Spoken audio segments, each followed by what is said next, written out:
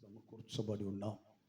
యావత్ భారతదేశం అంతా సంతోషించేటువంటి శుభదినం అని చెప్పాలి. ఎందుకంటే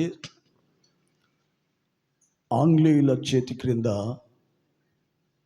కొన్ని సంవత్సరాలు నలిగిపోయినటువంటి భారతీయులు, ఎంతోమంది మహోన్నతులు వారి యొక్క ప్రాణాన్ని పణంగా పెట్టి మన దేశానికి స్వాతంత్ర్యం తీసుకొచ్చి పెట్టారు. ఇప్పటికీ 79 సంవత్సరాలు ఇది 70 స్వాతంత్ర్యం. మరి ఈ రోజున ఎక్కడ చూసినా కూడా మన జాతీయ పతాకం ఎగురుతూ రేపరేపలాడుతూ ఉంది. ఎందుకంటే సంతోషం. ఒకప్పుడు మన దేశంలో స్వాతంత్ర్యం లేదు. బహుభయంకరమైనటువంటి పరిస్థితుల్లో బాధించబడ్డారు. ఆ బానిసత్వపు బ్రతుకును చూసినటువంటి కొంతమంది వ్యక్తులు వారి ప్రాణాలు సైతము త్యాగము చేసి స్వాతంత్రాన్ని తీసుకుని వచ్చి పెట్టారు. అందు నిమిత్తము దేశంలో ఉన్న ప్రతి ఒక్కరూ కూడా ఈ దినమున సంతోషిస్తున్నారు. ఈరోజు స్వాతంత్రపు దినోత్సవము అని తెలియని వాడు అసలు భారతీయుడే కాదని చెప్పుకోవాలి. ప్రతి ఒక్కరికి తెలుసు, చిన్న పిల్లల దగ్గర నుంచి వృద్ధుల వరకు. దేవునికి స్తోత్రం కలుగును గాక. అయితే ఈ స్వాతంత్రాన్ని ఒక గొప్ప ఉత్సవముగా, ఒక గొప్ప పండుగగా జరిగించుకుంటున్నాం. మంచిదే, ఎందుకంటే అది సంతోషాన్ని ఇస్తుంది. అయితే ఈ మధ్యాహ్న కాలము దేవుని బిడ్డలారా, చదువుబడినటువంటి వాక్య లేఖన భాగాన్ని గమనిస్తే అపోస్తలుడైనటువంటి పౌలు గలతీ సంఘముతో ఏమని చెప్తున్నాడంటే, ఈ స్వాతంత్ర్యమును అనుగ్రహించి క్రీస్తు మనలను స్వతంత్రులుగా చేసి ఉన్నాడు. గమనించాలి, ఏమంటున్నాడు? ఈ స్వాతంత్ర్యమును క్రీస్తు మనకు అనుగ్రహించి మనలను ఏం చేశాడంట? స్వతంత్రులుగా చేశాడు. ఈ మాట వింటే మన దేశానికి స్వాతంత్రం తీసుకొచ్చింది గాంధీజీ, నేతాజీ, ఇంకా చాలా చాలా అల్లూరి సీతారామరాజు, గొప్ప గొప్ప దేశభక్తులు ఉన్నారు. ఇది దేశములో కలిగినటువంటి స్వాతంత్రం. శత్రువుల చేతుల్లో నుంచి విడిపించబడి స్వాతంత్రాన్ని పొందుకున్నటువంటి దినము. మరి ఇక్కడ పౌలు చెప్తున్నాడు, ఈ స్వాతంత్రం అనుగ్రహించి క్రీస్తు మనలను స్వతంత్రులుగా చేస్తున్నాడు. అంటే యేసుక్రీస్తు ప్రభు మనకు స్వాతంత్ర్యమును కలుగు చేశాడు. ఇది ఏ స్వాతంత్ర్యం అని అంటే, దేవుని బిడ్డలారా, ఆత్మ సంబంధమైనటువంటి స్వాతంత్రం అని చెప్పాలి. ఏ స్వాతంత్రం ఇది? చూడండి, మన పితరులు ఆంగ్లేయుల క్రింద నలగగొట్టబడిపోయారు. ఎంత డబ్బున్నా కూడా వాళ్ళు చెప్పిన మాటకు లోబడవలసింది. వాళ్ళు ఏం చెప్తారో దాన్ని జరిగిస్తూ వెళ్ళాలి. వారి మాట వినకపోతే కఠినమైనటువంటి శిక్షలు విధించినట్లుగా చరిత్రలో మనం చూసామంటే వాళ్ళు ఇంత భయంకరమైనటువంటి క్రూరులా అని మనం అనుకుంటాం. అయితే దేవుని బిడ్డలారా, ఇక్కడ యేసుక్రీస్తు ప్రభువు కూడా మనకు స్వాతంత్రాన్ని అనుగ్రహించాడు.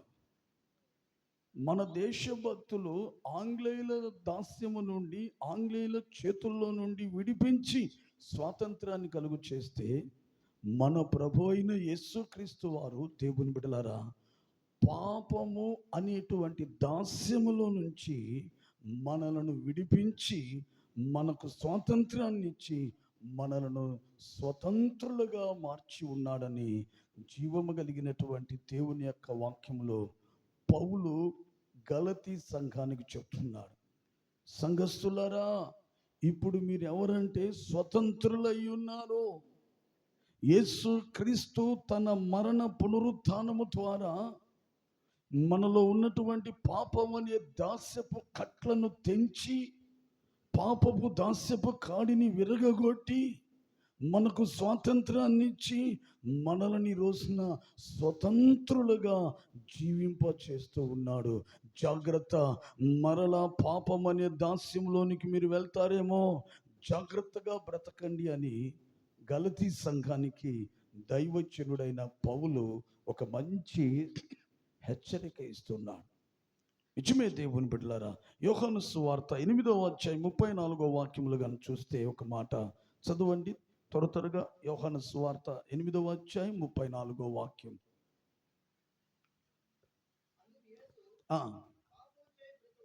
పాపము చేయు ప్రతి వాడును పాపమునకు దాసుడని. అదిగో హల్లెలూయా. గమనించండి దేవుని బిడ్డలారా, ఒక మనుష్యుడు జన్మలోనే పాపం ఉంది. తర్వాత అతనికి జ్ఞానం వచ్చిన తర్వాత తన జీవితంలో చేసేటువంటి పాపములు, వాటిని కర్మ పాపములని పిలుస్తారు. జన్మ పాపము, కర్మ పాపం ప్రతి ఒక్క మనుషులో ఉంటుంది. ఒక్క యేసుక్రీస్తు ప్రభువులో మాత్రమే లేదు జన్మ పాపము, కర్మ పాపము. ఎందుకంటే దేవుని బిడ్డలారా, ఆయన పరిశుద్ధాత్మ చేత మరియమ్మ గర్భము ధరించి యేసు ప్రభుని కనింది. మనమందరము స్త్రీ పురుషులు కూడగా కలిగినటువంటి వాళ్ళం. అందుకే మన జన్మములో పాపం ఉంది. దావీదు అంటాడు, నా తల్లి గర్భములోనే నేను పాపముతో రూపించబడ్డానన్నాడు. తర్వాత పుట్టిన తర్వాత, పెరిగి పెద్దవాళ్ళైన తర్వాత, వివేచన జ్ఞానం కలిగిన తర్వాత చేసేటువంటి పాపములు, వాటిని కర్మ పాపములు అంటారు. ఈ రోజున దేవుని బిడ్డలారా, ఒక మనుష్యుడు పైకి బాగా బ్రతుకుతున్నట్లుగా ఉన్నాడు, సంపాదించుకుంటున్నాడు, డబ్బుని, ఉద్యోగాలు సంపాదించుకుంటున్నాడు, లోకములో భోగభాగ్యాలతో సుఖ జీవనాన్ని కొనసాగిస్తున్నాడు. కానీ వాని అంతరంగపు జీవితం ఎలా ఉందంటే, పాపము వానిలో ఉన్నంత వల్ల ఆ పాపానికి వాడు దాసుడుగా మారిపోయాడు. ఆ పాపం అనేటువంటి దాస్యమును అనుభవిస్తూ అనుభవిస్తూ అనుభవిస్తూ జీవిస్తూనే ఉన్నాడు. దేవుని బిడ్డలారా, ఆ దాస్యపు చివరి ఘట్టం ఏంటంటే, పాపం అనే దాస్యములో ఉండి చివరి వరకు నడిపించబడితే వాని చివరి ముగింపు ఎలా ఉంటుందంటే, నిత్య నరకాగ్నిలో ఖచ్చితంగా పాలు పొందవలసిందే. అందుకే ఈ రోజున దేవుని బిడ్డలారా, యేసుక్రీస్తు ప్రభు మనలను ఈ రోజున మనలందరినీ ఎందుకు సమకూర్చాడంటే, దేవుని బిడ్డలారా, మనకు కూడా సంపూర్ణమైనటువంటి స్వాతంత్రాన్ని కలుగు చేయాలని, మనలను క్రీస్తు యేసునందు స్వతంత్రులుగా మార్చాలని. ఒక మాటలో చెప్పాలంటే, ఈ రోజున నువ్వు ఏ దాస్యం, ఏ పాపపు దాస్యం క్రింద నువ్వు చిక్కుకోపోయి ఉన్నావో, ఏ పాపపు దాస్యపు కాడిని నువ్వు మోస్తున్నావో, ఆ కాడి నీ భుజముల మీద ఉన్నంత వరకు నీకు నెమ్మది, సమాధానం, సంతోషం ఉండదు. బ్రతుకుతూ ఉంటావు, తింటావు, త్రాగుతావు, అన్నీ చేస్తావు, కానీ సంతృప్తి ఉండదు. దేవుని బిడ్డ, సంతోషం ఉండదు, సమాధానం ఉండదు. ఎందుకంటే ఆ పాపం అనే దాస్యపు కాడి, ఆ కట్లు ఏం చేస్తాయంటే నీ సంతోషాన్ని, నీ సమాధానాన్ని మొత్తము హరించేస్తుంది. అందుకే ఈ రోజున ప్రభు నీకు సంపూర్ణమైన స్వాతంత్రాన్ని కలుగు చేసి నిన్ను క్రీస్తులో స్వతంత్రుడుగా మార్చాలనుకుంటున్నాడు. దేవునికి మహిమ కలుగునుగాక. హల్లెలూయా, హల్లెలూయా, హల్లెలూయా. నా ప్రియమైనటువంటి దేవుని బిడ్డలారా, బాగా గమనించాలి, బాగా గమనించాలి, బాగా గమనించాలి. ఈ పాపము అనేటువంటి ఈ దాస్యం అనేది, ఈ కాడి అనేది చాలా ప్రమాదకరమైనది. దాని ప్రతిఫలము ఒక మాట చెప్తాను, చదవండి. యోహాను సువార్త 8వ అధ్యాయము 34, 35 రెండు వాక్యాలు కలిసి చదవండి. దాసుడు ఎల్లప్పుడూ ఇంటిలో నివాసము చేయడు, కుమారుడు ఎల్లప్పుడూ నివాసము చేయును. కుమారుడు దేవునికి స్తోత్రం కలుగును గాక. ఇంకొకసారి 34వ వాక్యం చదువు.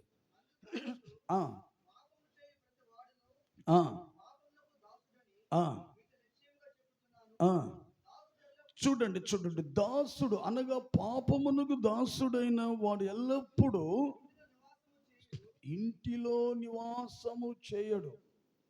కుమారుడైతే అదిగో హల్లెలూయా. ఇక్కడ గమనించాలి, పాపము అనే దాస్యపు కాడి క్రింద చిక్కుకున్న వ్యక్తి జీవిత గమనం ఎలా ఉంటుందో ఇక్కడ యేసుక్రీస్తు ప్రభు వారు స్వయంగా చెప్తున్నాడు. గమనించండి దేవుని బిడ్డలారా, పాపం అనే దాస్యపు అది ఏదైనా సరే, పాపం అంటే మనకు చెప్పుకోవాల్సిన అవసరం లేదు. వ్యసనాలు, బలహీనతలు, ఇవన్నీ పాపము. ఎవరైనా ఆ పాపమనే దాస్యపు కాడి క్రిందగానే ఉంటే వానికి కలిగే నష్టం ఏంటంటే, ఆ పాపమునకు దాసుడైన వాడు ఇంట నివసించడంట. ఇంట ఉండనే ఎక్కడుంటాడో వెలుపట ఉంటాడో. మీకు ఒక వ్యక్తిని గుర్తు చేస్తాను. గెరాసేను ప్రాంతంలో సేనా దెయ్యాలు పట్టిన వాడి గురించి మీ అందరికీ బాగా తెలిసే ఉంటుంది. ఆ దెయ్యాలు పట్టిన వాడు ఎక్కడున్నాడు? ఇంట్లో లేడు. అతనికి చక్కటి ఇల్లు ఉంది, అందమైన భార్య ఉంది, చక్కటి బిడ్డలు ఉన్నారు, ఆస్తిపాస్తులు ఉన్నాయి, అనుభవించడానికి వయసు ఉంది. కానీ దేవుని బిడ్డలారా, అతను ఎక్కడున్నాడు అంటే ఇంట లేడు. ఎక్కడున్నాడంటే సమాధుల మధ్యలో ఉన్నాడు. సమాధుల మధ్యలో వాసం చేస్తున్నాడు. సమాధుల మధ్యలో కేకలు వేస్తున్నాడు. సమాధుల మధ్యలో తాను రాళ్లతో గాయపరుచుకుంటూ తన జీవితాన్ని నాశనం చేసుకుంటున్నాడు. ఎందుకు ఆ వ్యక్తి ఇంట్లో ఎందుకు లేడు? భార్య ఉంది, పిల్లలు ఉన్నారు. అతను ఎందుకు లేడంటే అతడు దేవుని బిడ్డలారా ఆ దాస్యాన్ని అనుభవిస్తున్నాడు. దురాత్మ శక్తులు అతన్ని పట్టుకొని ఉన్నాయి. దయ్యపు దాస్యపు కాట్ల చేత బంధించబడి ఉన్నాడు. కాబట్టి ఆ వ్యక్తి ఇంట లేడు కానీ సమాధుల్లో ఉన్నాడు. ఈరోజు నా దేవుని బిడ్డ, నీవు కూడా పాపం అనే దాస్యమును నువ్వు అనుభవిస్తూ ఉంటే, మన విరోధైన అపవాది వలన కలిగేటువంటి కట్ల చేత ఆ దాస్యాన్ని అనుభవిస్తూ ఉంటే, ఈ రోజున నీవు కూడా ఇంట ఉండవు. ఎవరి ఇంట? నీ ఇంట్లో అయితే నువ్వు ఉంటావేమో. ఎవరి ఇంట? జీవము కలిగిన దేవాది దేవుడైన యెహోవా తన పరిశుద్ధ ఆలయములో ఉన్నాడు. ఏదంటే ఇల్లంటే దేవుని మందిరము. ఇంకొకటి చెప్పాలంటే దేవుని రాజ్యము. ఇక్కడ ఉండలేవు, దేవుని మందిరములో ఉండలేవు. రెండవదిగా రేపు దేవుని రాజ్యములో కూడా ఉండలేవు. అందుకే దేవుని బిడ్డ, నీ మీద ఏ పాపపు దాస్యము క్రింద నువ్వు చిక్కుకొని ఉండకూడదు. పొరపాటున దాస్యపు కాడిని నీవు మోయకూడదు దేవుని బిడ్డ. అలా ఉంటే దేవుని ఇంట, దేవుని సన్నిధిలో, దేవుని మందిరములో నీవు ఉండలేవు. బయట తిరగాల్సిందే. రేపు చనిపోయినా కూడా దేవుని ఇల్లైన పరలోక రాజ్యములో ఉండలేవు. నిత్య నరకాగ్నిలో నేను ఉండిపోతాను. నా మట్టుకు నేను పుట్టుకతో క్రైస్తవుడేనండి. కానీ నాకు 21 సంవత్సరం వచ్చేంత వరకు ఏ రోజు నేను దేవుని మందిరానికి వెళ్ళిన వాడిని కాదు. ఒకవేళ వెళ్తే ఒక క్రిస్మస్ రోజు డిసెంబర్ 24వ తేదీ రాత్రి మాత్రం అలా వెళ్ళి, మేము క్యాథలిక్లు అందరం అక్కడికి వెళ్ళి కాసేపు కూర్చుని వచ్చేసేటువంటి వాళ్ళం. అంతేగాని ఎప్పుడు కూడా మేము దేవుని మందిరంలోనికి వెళ్ళే వాళ్ళం కాదు.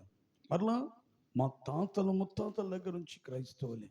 ఎందుకు వెళ్ళలేకపోతున్నాం? కారణం ఏంటి? పాపం అనే దాస్యపు కాడి క్రింద చిక్కుకొని ఉన్నాను. వ్యసనాల మధ్యలో ఉన్నాను. లోకములో భయంకరమైనటువంటి స్థితిలో నేను జీవిస్తున్నాను. ఇన్ని బలహీనతలు, ఇన్ని వ్యసనాలు, ఇన్ని పాపములు నేను మోస్తున్నాను. కాబట్టి దేవుని ఇల్లైన దేవుని మందిరంలో నేను ఉండలేదండి.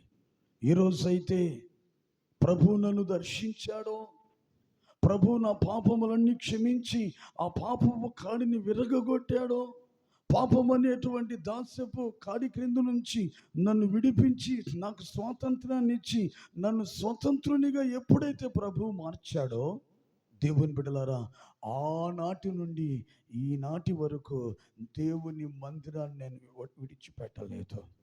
హల్లెలూయా. ఆయన ఇంట నివసించే భాగ్యము నాకు దొరికింది.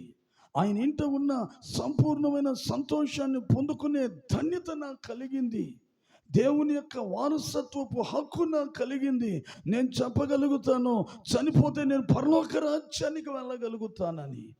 ఎన్ని ఎలా వచ్చిందంటే, యేసు ప్రభు నా పాపం అనేటువంటి దాస్యపు కాడిని విరగగొట్టి ఆ దాస్యపు బ్రతుకులో నుంచి నన్ను విమోచించి విడుదల కలుగు చేసి నాకు స్వాతంత్రాన్ని కలుగు చేసి నన్ను స్వతంత్రుడిగా మార్చాడు. కాబట్టి ఈ రోజున దేవుని బిడ్డలారా, దేవుని ఇల్లైన ఆయన మందిరములో నేను నివసించగలుగుతున్నాను. ఆమేన్. హల్లెలూయా. గుర్తుపెట్టుకో, ఏ రోజైనా దేవుని మందిరం మీద నీకు మక్కువ తగ్గిపోతుందంటే, మందిరానికి రావాలి అనే మనస్సు నీలో కోల్పోతున్నావు అని అంటే గుర్తుపెట్టుకోవాలి. మరలా నువ్వు ఎక్కడికి వెళ్ళిపోతున్నావో చెప్పాలి. పాపమనే దాస్యంలోనికి వెళ్ళిపోతున్నా. ఆ దాస్యము మోసేవాడికి ఏ రోజు దేవుని మందిరానికి రావాలని ఇష్టం ఉండదు. దేవునికి స్తోత్రం కలుగునుగాక. హల్లెలూయా, హల్లెలూయా, హల్లెలూయా. నిన్న రాత్రి నేను ఒక ప్రార్థన కూటానికి వెళ్ళి అక్కడి నుంచి చర్చి కాడికి వెళ్తున్నప్పుడు నైట్ 10:30, 11 అయి ఉంటుంది. 11, 15 మా చర్చికి వెళ్ళే దగ్గర ఒక సెంటర్లో ఇంకో బ్రదర్ కనబడితే అతనితో నేను మాట్లాడుతున్నాను. అలా ఎలా ఉన్నారు ఏందని. ప్రక్కన యవని బిడ్డలు ఒక ముగ్గురు నిలబడుకొని మాట్లాడుతున్నారు. అరే రేపు కాలేజీ సెలవు కదా అని అంటున్నారు. ఇంకొకడు, అవునరా రేపు మాత్రం మనం వదిలిపెట్టకూడదు అని. ఏంట్రా వీళ్ళు వదిలిపెట్టకూడదు అంటున్నారు, ఏం చేస్తారని చెప్తే వాడు అంటున్నాడు, ఏ విధం చేతైనా సరే నేను 5,000 రూపాయలు తీసుకొస్తాను, మనందరం కోడూరు బీచ్కి వెళ్ళిపోయి తప్ప తాగి బాగా సంతోషిస్తాం రా మనం అంటున్నాను. దేవునికి స్తోత్రం కలుగును గాక. హల్లెలూయా. చూడండి, దాదాపుగా ఈరోజు ప్రతి దగ్గర ప్రతి ఒక్క మందిరములో దాదాపుగా 95% ఒక ప్రత్యేకమైన ప్రార్థన కూటాన్ని ఖచ్చితంగా ఏర్పాటు చేసుకుంటారు. అంటే అందరికి సెలవు దినం కాబట్టి ఆ దినమున దేశానికి స్వతంత్రం ఇచ్చినందుకు దేవునికి స్తుతి చెప్తూ దేవుని మాటలు వినడానికి చాలామంది ఆశపడతారు. కానీ ఆ బిడ్డలు ఏం చేస్తున్నారంటే బీచ్కి వెళ్ళి బాగా త్రాగి సంతోషించాలి. కారణం ఏంటంటే వాళ్ళు ఇంకా పాపమనే దాస్యములోనే ఉన్నారు. ఆ దాస్యములో ఉంటే మాత్రము దేవుని యొక్క నివాస స్థలం, దేవుని ఇల్లైన ఆయన మందిరంలోనికి రాలేరు. నివసించాలన్న ఆశ ఉండదు. ఒక వ్యక్తి దేవుని మందిరంలో ఉంటే ఏం జరుగుతుందో మనందరికీ తెలుసు. దావీదు అంటాడు, కృపాక్షేమాలు నా చిరకాలము నేను యెహోవా మందిరంలో ఉంటాను. ఎందుకంటే దావీదు మీద ఉన్న పాపపు దాస్యపు కాడి దేవుడు విరగ్గొట్టాడు. దావీదును స్వతంత్రునిగా చేశాడు. దేవుని బిడ్డలారా, దావీదుకు స్వాతంత్రాన్ని ఇచ్చాడు. అందుకే ఆయనకు ఆ సింహాసనం ఉన్న అంతఃపురం ఉన్న అక్కడ నివసించడానికి ఇష్టపడడం లేదు. కానీ చిరకాలము నేను దేవుని మందిరములోనే నివసిస్తాను. ఎందుకంటే ఒక వ్యక్తి దేవుని మందిరానికి వస్తే, దేవుని బిడ్డ వాని వెంట ఇక్కడ నుంచి తిరిగి వెళ్ళేటప్పుడు మీ కంటికి కనబడవు, కానీ మీ వెంట దేవుని యొక్క కృపాక్షేమాలు మీ వెంట వస్తాయి. ఆ వారమంతా మీరు వెళ్ళే ప్రతి చోట ఆ సన్నిధి కాపుదల మీతో వస్తుంది. ఆ కృపాక్షేమం తెలియని ప్రమాదాల నుంచి కాపాడుతుంది, అపాయము నుంచి తప్పిస్తుంది, తలపెట్టే ప్రతి కార్యాన్ని సఫలపరుస్తుంది. ఎందుకంటే దేవుని యొక్క కృప నీకు తోడుగా ఉంది కాబట్టి ఆ కృప వలన నీకు క్షేమాన్ని కలుగు చేస్తూ నడిపిస్తాడు. అది ఎప్పుడు కలుగుతుందంటే ఆయన మందిరములో నివసించినప్పుడు. ఎప్పుడు నివసిస్తారట ఒక వ్యక్తి దేవుని మందిరంలో? వాని భుజముల మీద ఉన్న పాపమనే దాస్యపు కాడి విరగొట్టబడి తొలగించబడితే అప్పుడు దేవుని మందిరం మీద ఆశ కలుగుతుంది, దేవుని మందిరానికి రావాలని తపన కలుగుతుంది. అప్పుడు ఆయన సన్నిధికి వచ్చి సంపూర్ణమైన సంతోషాన్ని వారు అనుభవించగలుగుతారు. అందుకే ఈ రోజున దేవుని బిడ్డలారా, మనందరితో దేవుడు మాట్లాడుతున్న మాట ఏంటంటే, ఈ స్వాతంత్ర్యము అనుగ్రహించి క్రీస్తు మనల్ని స్వతంత్రులుగా చేశాడు. అయితే తర్వాత జాగ్రత్త చెప్తున్నాడు ఏమని? కాబట్టి మీరు స్థిరముగా నిలచి మరలా దాస్యమనే కాడి క్రిందను మీరు చిక్కుకొనకుడి. అంటే ఒకసారి విడిపించబడ్డాం, మరలా ఆ దాస్యపు కాడి క్రిందకు మనము వెళ్ళకూడదు. ఒక మాటలో చెప్పాలంటే దేవుని బిడ్డలారా, ప్రభు మనకు అనుగ్రహించిన ఈ స్వాతంత్ర్యాన్ని, ఆత్మ సంబంధమైన ఈ స్వతంత్రమును మనం ఏం చేయాలంటే మన మరణ పర్యాంతము వరకు మనం కాపాడుకుంటూ ఉండాలి. ఆమేన్, హల్లెలూయా. అయితే ఇక్కడ రాయబడిన మాట ఏంటంటే, ఈ స్వాతంత్రము అనుగ్రహించి క్రీస్తు యేసు మిమ్మలను స్వతంత్రులుగా చేశాడు. ఎలా ఇచ్చాడు ప్రభు మనకు స్వాతంత్రం? మనము పాపమనే దాస్యపు కాడి, ఆ కాడి పెట్టేది ఎవరు? మన భుజాల మీద మన దాస్యంలోని కీడ్చుకు వెళ్ళేది ఎవరు? మన విరోధైన సాతానుగాడు. బుద్ధిగా చదువుకుంటూ, బుద్ధిగా పని చేసుకుంటూ, బుద్ధిగా కుటుంబంలో ఉన్న వాళ్ళకు లేనిపోని ఆలోచనలు పెడతాడు, వ్యసనాలను అలవాటు చేస్తాడు, దేవుని బిడ్డలారా చెడు మార్గంలో నడిపిస్తాడు. ఒక మనుష్యుడు పవిత్రంగా పరిశుద్ధంగా బ్రతకడము సాతానుగాడికి ఏ మాత్రం ఇష్టమో లేదు. వాడు చూస్తే అందరూ వాడికి ఎట్ట కనబడాలా? వాడి క్రింద, వాడి పెట్టే ఆ కాడి క్రింద దాస్యాన్ని అనుభవిస్తూ, వాడికి సాగిలపడి నమస్కరిస్తూ, వాని యొక్క చేతుల ద్వారా, వాని ద్వారా నడిపించబడి వానికి బానిసలుగా ఉండాలని కోరుకుంటున్నాడు. అయితే దేవుని బిడ్డ, ఈ రోజుల్లో యవని బిడ్డలు మరీ బహు భయంకరంగా అయిపోతున్నారు.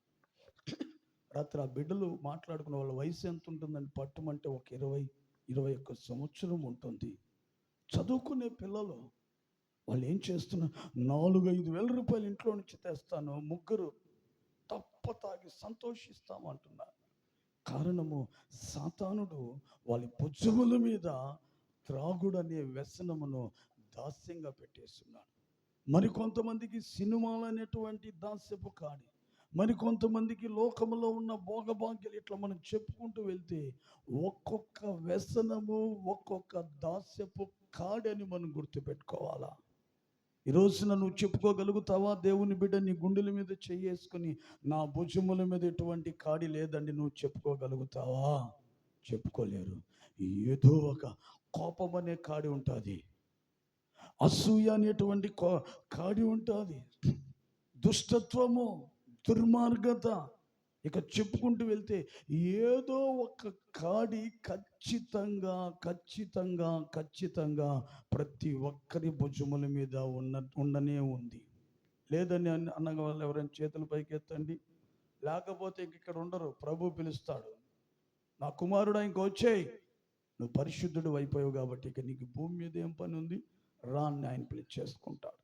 కాబట్టి ప్రతి ఒక్కరి భుజముల మీద ఏదో ఒక పాపం అనే దాస్యపు కాడిని ఈనాటికి కూడా మోస్తూనే ఉన్నారు. అపవాది యొక్క బంధకాల్లో బంధించబడిపోయి ఉన్నారు. వాడు వేసినటువంటి ఉరిలో చిక్కుకుపోయి ఉన్నారు. కుటుంబాలు నెమ్మది లేకుండా, సమాధానం లేకుండా, సంతోషము లేకుండా, సంతృప్తి లేకుండా జీవిస్తూ ఉన్నారు. అయితే దేవుని బిడ్డలారా, ఈ రోజున క్రీస్తు యేసు మనందరికీ సంపూర్ణమైన స్వాతంత్రాన్ని అనుగ్రహించబోతున్నాడు. హల్లెలూయా, హల్లెలూయా. ఇక నుంచి నీవు పాపమునకు దాసుడుగా ఉండవో. ఎంత ఘోరమైన వ్యసనమైన, ఎటువంటి భయంకరమైనటువంటి పాపం అనేటువంటి దాస్యపు కాడి నీ మీదున్న ఈ రోజున ప్రభు దానిని విరగగొడతానంటున్నాడు. వాటి కట్లను తెంచి నీకు స్వాతంత్రాన్ని ఇచ్చి ఆయన సన్నిధిలో నిన్ను స్వతంత్రునిగా మార్చేస్తానంటున్నాడు. ఆమేన్, హల్లెలూయా. అయితే ప్రభు ఇచ్చే ఈ స్వాతంత్రాన్ని నీవు పొందుకోవాలంటే నువ్వేం చేయాలి? భారతదేశానికి స్వాతంత్రం రావడానికి ఎంతోమంది మహోన్నతులు వారి ప్రాణాలు త్యాగం చేసి తెచ్చారు. మరి ఈ రోజున యేసయ్య నీకు ఇవ్వబోయేటువంటి పాపం అనే దాస్యం నుంచి విడిపించి ఆయన ఇవ్వబోయే స్వతంత్రమును నువ్వు పొందుకోవాలంటే నువ్వేం చెయ్యాలి?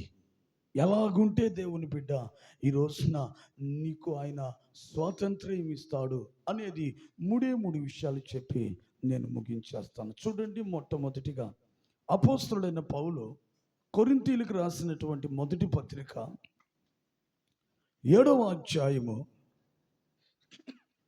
22వ వాక్యాన్ని చదువుకుందాం. కొరింథీయులకు రాసిన మొదటి పత్రిక 7వ అధ్యాయం 22 చదవండి. ప్రభువునందు పిలువబడిన దాసుడు ప్రభు వలన స్వాతంత్రమును, ఇంకొకసారి చదువుతాను, గమనించాలి. ఇక్కడ ప్రభువునందు పిలువబడిన దాసుడు ప్రభు వలన స్వాతంత్రమును పొందినవాడు. చాలు. దేవునికి మహిమ కలుగును గాక. హల్లెలూయా. ప్రియులారా, గమనించాలి. ఎవరికి ఆయన స్వాతంత్ర్యం ఇస్తాడు? ఎవరికి ఇస్తాడట ఆయన స్వాతంత్ర్యము? అక్కడ రాయబడి ఉంది. ఇంకొకసారి చదవయ్య. అదుగో, ప్రభువునందు పిలువబడిన దాసుడు ప్రభు వలన స్వాతంత్ర్యమును. ఇప్పుడు చెప్పండి, ప్రభు అనుగ్రహించే స్వాతంత్రాన్ని మనం పొందాలంటే మనం ఏమై ఉండాలా? ప్రభు చేత పిలువబడి ఉండాలి. దేవునికి మహిమ కలుగునుగాక. హల్లెలూయా. ఈ మాట రాసుకోండి. ఏమనంటే, ప్రభు వలన పిలువబడిన వారికి మాత్రమే స్వాతంత్ర్యము. పిలుపు కలిగిన వాళ్లకు ఈ రోజున స్వాతంత్ర్యం ఉంటుంది. దేవుని బిడ్డలారా, ఈ రోజున గమనించాలి. యేసయ్య అనుగ్రహించే స్వాతంత్రమును పొందాలంటే నీకు పిలుపు ఉండాలి. ఏముండాలి నీకు? ఎవరి ద్వారా? భూమి ఆకాశములను సృష్టించిన సర్వ సృష్టికర్త అయిన యేసుక్రీస్తు ప్రభు ద్వారా నీకు పిలుపు ఉండాలి. ఈ మాట విన్నప్పుడు నీకు అనిపించవచ్చు, నేను ఎక్కడో చిన్న పాండూరులో ఉన్నాను, నేను ఎక్కడ మారుమూల ప్రాంతంలో ఎన్నిక లేని వ్యక్తిని, ఏ యోగ్యత లేని వ్యక్తిని నన్ను యేసు ప్రభు పిలుచుకుంటాడా అని అంటే, దేవుని బిడ్డ, ఖచ్చితంగా ఆయన పిలుచుకుంటాడు. హల్లెలూయా, హల్లెలూయా. ఆయనకు కావలసింది అటువంటి వాళ్ళే. హత్య చేసేసాడు మోషే. ఇంకా ఐగుప్తులో ఉండకుండా మిద్యాను దేశానికి వెళ్ళిపోయి అక్కడ గొర్రెలు మేపుకుంటూ అదే తన జీవనం అనుకుంటున్నాడు. అయితే ఒకరోజు హోరేబు పర్వతం దగ్గరకు వచ్చినప్పుడు జీవము కలిగిన దేవుడు మండుచున్న అగ్ని పొదలో నుంచి మోషే అని పిలిచాడు. మోషే, మోషే అని పిలిచాడు. మోషే అనుకున్నాడు, ఇక నా జీవితము ఈ మిద్యాను పర్వతాల మధ్య గొర్రెలు మేపుకుంటూ నా కాలం గతించిపోతుందిలే, ఇక నాకు ఆ ఐగుప్తుతో సంబంధం లేదు, నా వాళ్ళైన హెబ్రీలతో నాకు ఇంకా పొందు లేదనుకున్నాడు. కానీ జీవము కలిగిన దేవాది దేవుడు పౌలున్న ఆ మోషేని పిలిచాడు. ఆ సినై పర్వతం దగ్గర మోషే, మోషే అని పిలిచాడు. ఈరోజున దేవుని బిడ్డ, ఖచ్చితంగా జీవము కలిగిన దేవాది దేవుడు మనలందరినీ ఆయన పిలుస్తున్నాడు. ఆమేన్. హల్లెలూయా, హల్లెలూయా, హల్లెలూయా. గమనించాలి, ఎలా పిలుస్తున్నాడు ఆయన, దేని కొరకు మనల్ని పిలుస్తున్నాడో మనకు తెలుసు. యేసుక్రీస్తు ప్రభువారు యెరికో పట్టణంలోనికి వెళ్ళేటప్పుడు ఆ త్రోవ ప్రక్కన ఒక గుడ్డివాడు ఉన్నాడు. మనందరికీ తెలుసు, బర్తిమై. అతడు యేసు ఆ త్రోవను వెళ్తున్నాడని తెలుసుకోగానే ఆ వ్యక్తి ఏం చేశాడో తెలుసా? అక్కడ రాయబడింది, పెద్ద పెద్ద కేకలేశాడు. దావీదు కుమారుడా, నాకు సహాయం చేయి, దావీదు కుమారుడా, నాకు సహాయం చేయి. కేకలు. ఆ కేకలు ఆ చెవిన చివరికి యేసు ప్రభు యొక్క చెవిన పడ్డాయి. ఎప్పుడైతే ఆయన చెవిన ఆ ఆర్తనాదము, ఆ కేకలు వినబడ్డాయో యేసు ప్రభు ఇంకా అడుగు ముందుకెళ్ళి ఆగిపోయాడు అక్కడ. ఎవరు నన్ను పిలుస్తున్నారు, నా సహాయాన్ని కోరుతున్నారు, వెళ్ళి వానిని పిలుచుకురండి అన్నాడు. అప్పుడు ఇద్దరు శిష్యులు వచ్చి అతని దగ్గరకు వచ్చి, సహోదరుడా, ధైర్యంగా ఉండు, ఆయన నిన్ను పిలుచుచున్నాడు. ఎవరయ్యా? నజరేయుడని యేసు. నువ్వు పిలిచావు కదా దావీదు కుమారుడని, ఆయనే నిన్ను పిలుస్తున్నాడు రా అని చెప్పి పిలిచాడు. దేవుని బిడ్డలారా, ఆ పిలుపు అందుకుని అతను సంతోషంగా ప్రభు దగ్గరకు వస్తే ప్రభు అతనిని ముట్టి అతని కంటి చూపును అనుగ్రహించి గొప్ప కార్యం చేశాడు. గమనించండి, ఆ గుడ్డివాణ్ణి ప్రభు ఎప్పుడు పిలిచాడు? అది మీకు అర్థమయ్యేటట్టు చెప్తాను. మార్గంలో వెళ్తున్నాడు, అక్కడ పడి ఉన్నాడు, గుడ్డివాడిని ప్రభువు చూశాడు, వెళ్తున్నాడు. మరి ఎప్పుడు ఆగి పిలిచాడు? ఆ గుడ్డివాడు ఎలుగెత్తి కేకలు వేశాడు. ఒకవేళ ఈ మధ్యాహ్న కాలము నీకు పిలుపు లేదు అని నువ్వు అనుకుంటున్నావేమో, దేవుని బిడ్డ, అలా అనుకున్నట్లయితే ఉన్న ఫలంగా నీవు కూడా ప్రభు సన్నిధిలో ప్రార్థించి కేకలు వేయాలి. హల్లెలూయా. ఏమని కేకలు వేయాలి? ప్రభా, నన్ను కరుణించు, కటాక్షించు. ఎలుగెత్తి మొరుపెట్టినప్పుడు ఖచ్చితంగా ప్రభు నిన్నేం చేస్తాడంటే, ఆయన నిన్ను ఖచ్చితంగా నిశ్చయముగా ఆయన పిలుచుకుంటాడు. ఈరోజున దేవుని బిడ్డ, ఆయన చేత నీవు పిలవబడాలి. మనమందరము పిలవబడిన వారిని అనుకోవాలి. దేవునికి స్తోత్రం కలుగును గాక. నేను ఎప్పుడు పిలువబడ్డానండి? కొన్ని మాటలు చెప్తాను, దానిని బట్టి మీరు పిలువబడ్డారు లేదా అనేది మీకే అర్థమవుతుంది. చూడండి, అపోస్తలుడైన పౌలు తిమోతికి రాసిన మొదటి పత్రిక 6వ అధ్యాయము 12వ వాక్యం చదవండి.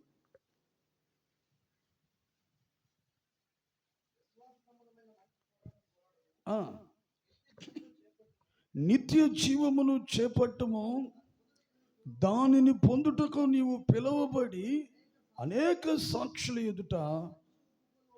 ఆమేన్. హల్లెలూయా, హల్లెలూయా. చూడండి, దేని కొరకు పిలువబడ్డాడంట తిమోతి? పౌలు చెప్తున్నాడు, నిత్య జీవమును చేపట్టము, దానిని పొందుటకు నీవు పిలువబడ్డావు. ఇప్పుడు చెప్పండి, తిమోతి దేని కొరకు పిలువబడ్డాడు? నిత్య జీవం. నా వైపు చూస్తూ వినాలి దయచేసి. దేన్నంటమో నిత్య జీవం అనగా నిత్య జీవం అంటే ఎల్లప్పుడూ జీవించేది, మరణము లేనటువంటి జీవితం. ఈ భూమి మీద ఉన్న ప్రతి ఒక్కరికి మరణం వస్తుంది. మరణము లేని జీవితం ఎక్కడ ఉంటుందంటే పరలోకములో ఉంటుంది. అదే నిత్య జీవము. అంటే దేవుని బిడ్డలారా, తిమోతి దేని కొరకు పిలువబడ్డాడు? నిత్య జీవం అనగా పరలోక రాజ్యము కొరకు పిలువబడ్డాడు. దేవుని బిడ్డలారా, నువ్వు పాపములో, శాపములో, బలహీనతలో ఉన్నప్పుడు యేసుక్రీస్తు ప్రభు నిన్ను వెతికి రక్షించాడు. నీ కొరకు ఆయన సిలువను మోసాడు, రక్తాన్ని కార్చాడు, మరణించాడు, 3వ రోజున సజీవుడిగా లేచాడు. మరి నువ్వు ఆయన ఆ సిలువ మరణము పునరుత్థానం మనందరం విశ్వసించామా లేదా? చెప్పాలి, విశ్వసించామా లేదా? విశ్వసించి బాప్తిస్మం తీసుకున్నాం అంటే మనమందరం ఇప్పుడు ఎవరు అంటే పరలోక రాజ్య పౌరసత్వము హక్కును పొందినటువంటి వాళ్ళము. ఆమేన్. హల్లెలూయా. అంటే మనం అందరం కూడా పిలువబడ్డాము. తిమోతి నిత్య జీవం కొరకు పిలువబడినట్లుగా మనం కూడా పిలువబడ్డాం. కాబట్టి ఆయన యందు విశ్వాసం ఉంచి ఆయన నామములో బాప్తిస్మము తీసుకొని రక్షించబడి ఆయన సన్నిధిలో చేర్చబడ్డాము. కాబట్టి ఇప్పుడు మీరు చెప్పండి గట్టిగా, మీరు పిలువబడ్డారా లేదా? ఏందో ఇంకా కొంతమంది డౌట్గా ఉన్నారు, కొంత సైలెంట్గా ఉన్నారు. ఏం చెప్తే ఏం ఆపద వస్తుంది అన్నట్టుగా ఉంది. ఖచ్చితంగా మీరు ప్రభు సన్నిధిలో మీరు పిలువబడ్డారా లేదా?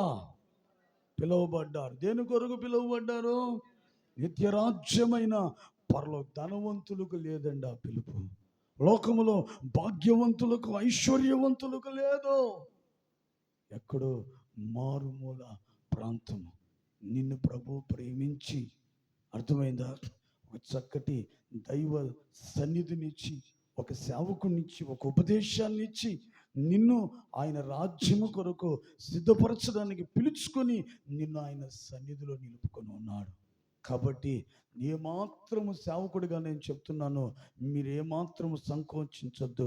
మీరందరూ కూడా ఏమై ఉన్నారో పిలువబడ్డారు. దేని కొరకు పిలువబడ్డారు చెప్పాలి? నిత్య జీవము కొరకు మీరందరూ పిలువబడ్డారు. దేవునికి స్తోత్రం కలుగును గాక. ఆమేన్. హల్లెలూయా, హల్లెలూయా. మరొక మాట చెప్తాను చూడండి. అపోస్తలుడైన పౌలు కొరింథీయులకు రాసిన మొదటి పత్రిక 7వ అధ్యాయము 15వ వాక్యం. అయితే అవిశ్వాసి అయిన వాడు ఆ ఆ ఆ ఆ ఆ సమాధానము ఉండుటకు, సమాధానముగా ఉండుటకు దేవుడు మనలను పిలిచి ఉన్నాడు. దేవునికి స్తోత్రం కలుగును గాక. హల్లెలూయా. రెండవదిగా ప్రభు దేని కొరకు పిలిచాడట చెప్పాలి? సమాధానముగా ఉండుటకు. ఆయన ఇంకొకసారి చదువయ్యా అక్కడ. సమాధానముగా ఉండుటకు దేవుడు మనలను పిలిచి ఉన్నాడు. దేవునికి స్తోత్రం కలుగును గాక. హల్లెలూయా, హల్లెలూయా. గమనించండి, సంఘముతో చెప్తున్నాడు పౌలు గారు. సంఘముతో చెప్తున్నాడు. కొరింథీ సంఘములో కొన్ని గలిబిలులు ఉన్నాయి. అద్భుతం ఏంటంటే ఈ సంఘములో 9 కృపావరాలు ఈ కొరింథీ సంఘములో ఉన్నాయి. వరములు వాళ్ళు పొందినందువల్ల అక్కడ అహంకారం అనేది వచ్చేసి విభేదాలు ఏర్పడ్డాయి. విభేదాలు ఏర్పడ్డాయి. అయితే సంఘాన్ని స్థాపించినటువంటి నాయకుడైన పౌలు ఆ విషయాన్ని గ్రహించి, దేవుని బిడ్డలారా, సంఘానికి హెచ్చరిక ఇస్తున్నాడు.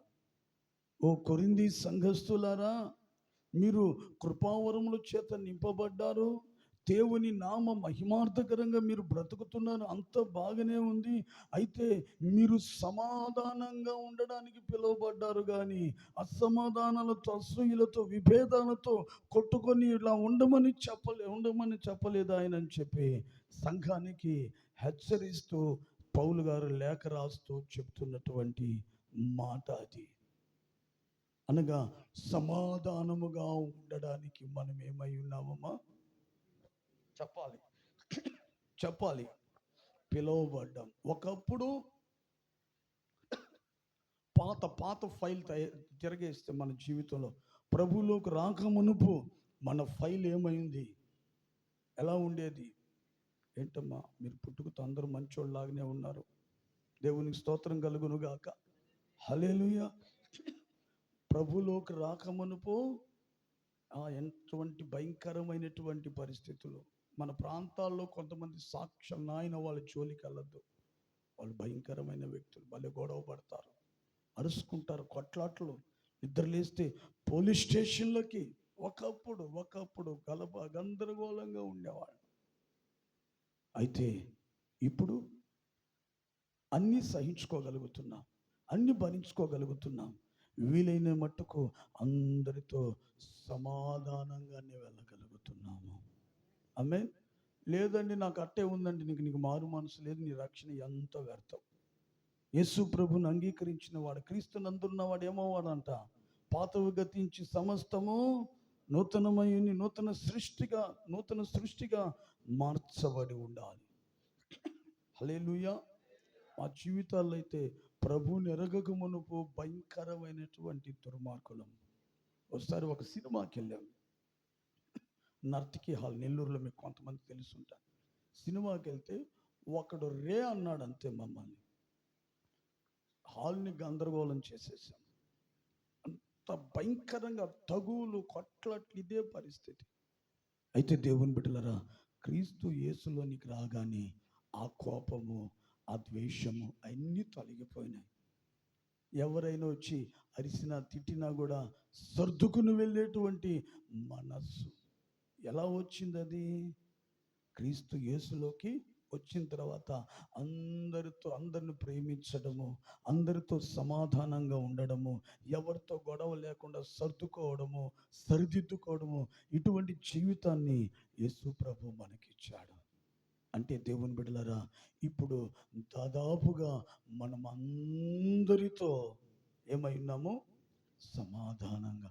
మనకు శత్రువులు అంటూ ఉంటే ముగ్గురు ఉండాలా? ముచ్చటగా ముగ్గురు శత్రువులు ఉన్నారు. ఒకటి లోకం, రెండు మన శరీరం, మూడు సాతానుడు. ఏంటి? ఒకటి లోకం, రెండు మన శరీరమే మనకు.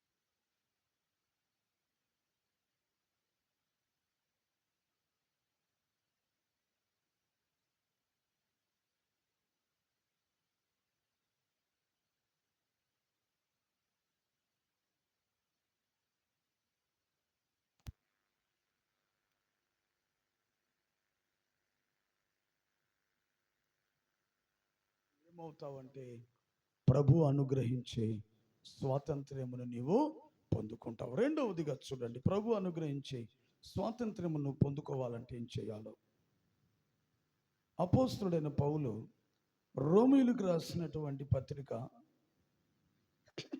8వ అధ్యాయము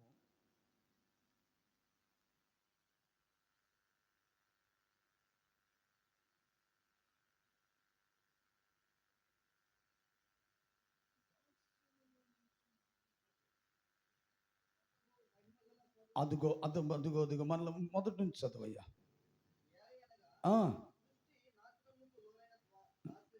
దాస్యములో నుండి చూడండి విడిపింపబడి ఇక్కడ గమనించాలి, ఇక్కడ అండర్లైన్ చేసుకోండి, దేవుని పిల్లలు పొందబోవు మహిమగల స్వాతంత్రమును. చాలు దేవుని పిల్లలు పొందబోవు మహిమగల స్వాతంత్ర్యం అంటే ఒక్క మాటలో చెప్పాలంటే దేవుని బిడ్డలారా, ఈ మధ్యాహ్న కాలము ప్రభువు అనుగ్రహించే స్వాతంత్రాన్ని నువ్వు పొందుకోవాలి అంటే నువ్వేమై ఉండాలా? అండర్లైన్ కూడా చెప్పాను, దేవుని పిల్లలు పొందబోవు మహిమ గల స్వాతంత్రయము. ఈ రోజున ప్రభు అనుగ్రహించే స్వాతంత్రయమును నువ్వు పొందాలంటే నువ్వేమై ఉండాలా? అది దేవుని పిల్లలుగా మారాలా. హల్లెలూయా, హల్లెలూయా. ఒకటి, పిలువబడిన వారికి స్వాతంత్ర్యం ప్రభు ఇస్తాడు. రెండవదిగా దేవుని బిడ్డలారా, దేవుని పిల్లలుగా మారిన వాళ్ళు, దేవుని పిల్లలుగా ఎంచబడిన వారు, దేవుని పిల్లలుగా ముద్రించబడిన వారికి మాత్రమే మహిమ కలిగిన స్వాతంత్ర్యమును ఆయన అనుగ్రహిస్తాడు. ఇప్పుడు చెప్పండి ఒకసారి చక్కగా, మీరు ప్రభు అనుగ్రహించే స్వాతంత్రాన్ని పొందాలంటే మీరు కూడా ఏం చేయాలి? నా భాష మీకు అర్థమవుతున్నట్లేదే? తమిళనాడు భాష ఏమైనా మిక్స్ అయిందా ఇక్కడ? నాకు అర్థం కాదు. ఏమో అర్థమవుతుందా నా మాటలు? నేను మరలా చెప్తున్నాను, దేవుడు అనుగ్రహించే స్వాతంత్ర్యమును పొందాలంటే మనం ఏమై ఉండాలా? దేవుని పిల్లలమై ఉండాలి. ఈ మాట విన్నప్పుడు మీ అందరికి ఒక డౌట్ రావచ్చు, దేవుని పిల్లలు కాకపోతే ఈరోజు మేము ఇక్కడ ఎందుకు ఉంటామండి? ఇళ్లలో కూర్చొని చక్కగా వంట చేసుకోమా, లేదంటే బంధువుల ఇంటికి వెళ్ళి సంతోషించమా అని చాలామంది అనుకుంటారు. గమనించాలి, దేవుని మందిరానికి వచ్చినంత మాత్రాన, లేదంటే ఇంకొకటి ఏదో చేసినంత మాత్రాన మనము దేవుని పిల్లలమని ఎంచబడము. అర్థమవుతుందా? చంద్రబాబు నాయుడు గారు అందరికీ తెలుసు, ఆయనకి ఎంతమంది తెలుసు, అది అక్కడ ప్రశ్న. అర్థమవుతుందా? మనం అందరం అనుకుంటే కాదు, నేను దేవుని బిడ్డలు, నేను కూడా మందిరానికి వెళ్తున్నాను, క్రిస్మస్ పండగకి నేను చర్చికి వెళ్తున్నాను, పాస్టర్ గారు బట్టలు పెట్టాను, నల్ల కోడి పుంజు ఒకటి ఇచ్చాను, అవి చేశాను ఇవి చేశాను, నేను కూడా దేవుని బిడ్డను అనుకుంటే కాదు. మరి ఏం చేయాలి? ఎలాగుంటే దేవుని పిల్లలు? ఒక మాట చెప్తాను, చదవండి. యోహాను రాసిన మొదటి పత్రిక 3వ అధ్యాయము, యోహాను రాసిన మొదటి పత్రిక 3వ అధ్యాయం 9-10 వాక్యాలు చదవండి. యోహాను రాసిన మొదటి పత్రిక 3వ అధ్యాయం 9-10. దేవుని మూలముగా పుట్టిన ప్రతి వానిలో ఆయన బీజము నిలుచును గనక వాడు పాపము చేయడు, వాడు దేవుని మూలముగా పుట్టినవాడు గనుక పాపము చేయజాలడు. దీనిని బట్టి దేవుని పిల్లలు ఎవరో అపవాది పిల్లలు ఎవరో తెలుస్తుంది. అమ్మ మీకు అర్థమయ్యేటట్లుగా చెప్తాను, దీన్ని మరలా చదివించాలండి మీ దగ్గర. బాగా గమనించాలి. ఈ 2 వాక్యాలను కానీ గమనిస్తే, ఎవరు దేవుని పిల్లలు, ఎవరు అపవాది పిల్లలు, యోహాను భక్తుడు సంఘానికి చాలా చక్కగా తెలియపరుస్తున్నాడు. ఎవరైతే దేవుని మూలముగా పుట్టుంటారో, ఎవరిలోనైతే దేవుని యొక్క బీజం ఉంటుందో వారు దేవుని పిల్లలు. అర్థమవుతుంది. ఇంకా క్లుప్తంగా చెప్తాను. ఎవరిలో అయితే దేవుని యొక్క బీజం ఉంటుందో వారందరూ దేవుని పిల్లలు. బీజము లేని వాళ్ళందరూ అపవాది పిల్లలు. బీజం ఉండాలి, బీజం ఉండాలి. ఏంటా బీజం అంటే దేవుని వాక్యం. దేవునికి మహిమ కలుగును గాక. హల్లెలూయా.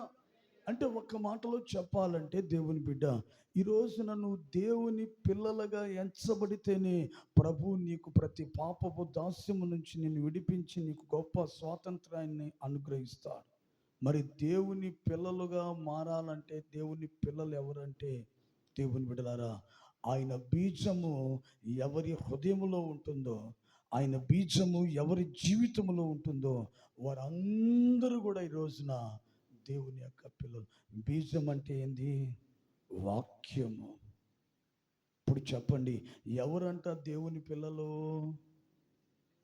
ఎవరిలో అయితే దేవుని వాక్యం ఉంటుందో, ఎవరైతే దేవుని వాక్యాన్ని అనుసరించి నడుచుకుంటారో, ఎవరైతే దేవుని వాక్యము చేత తమ తమ జీవితాలను సరిదిద్దుకుంటూ చక్కపరుచుకుంటూ ప్రభు సన్నిధిలో కట్టబడుతుంటారో దేవుని బిడ్డలారా, వారందరూ కూడా ఈ రోజున ఏమై ఉన్నారంటే దేవుని పిల్లలు.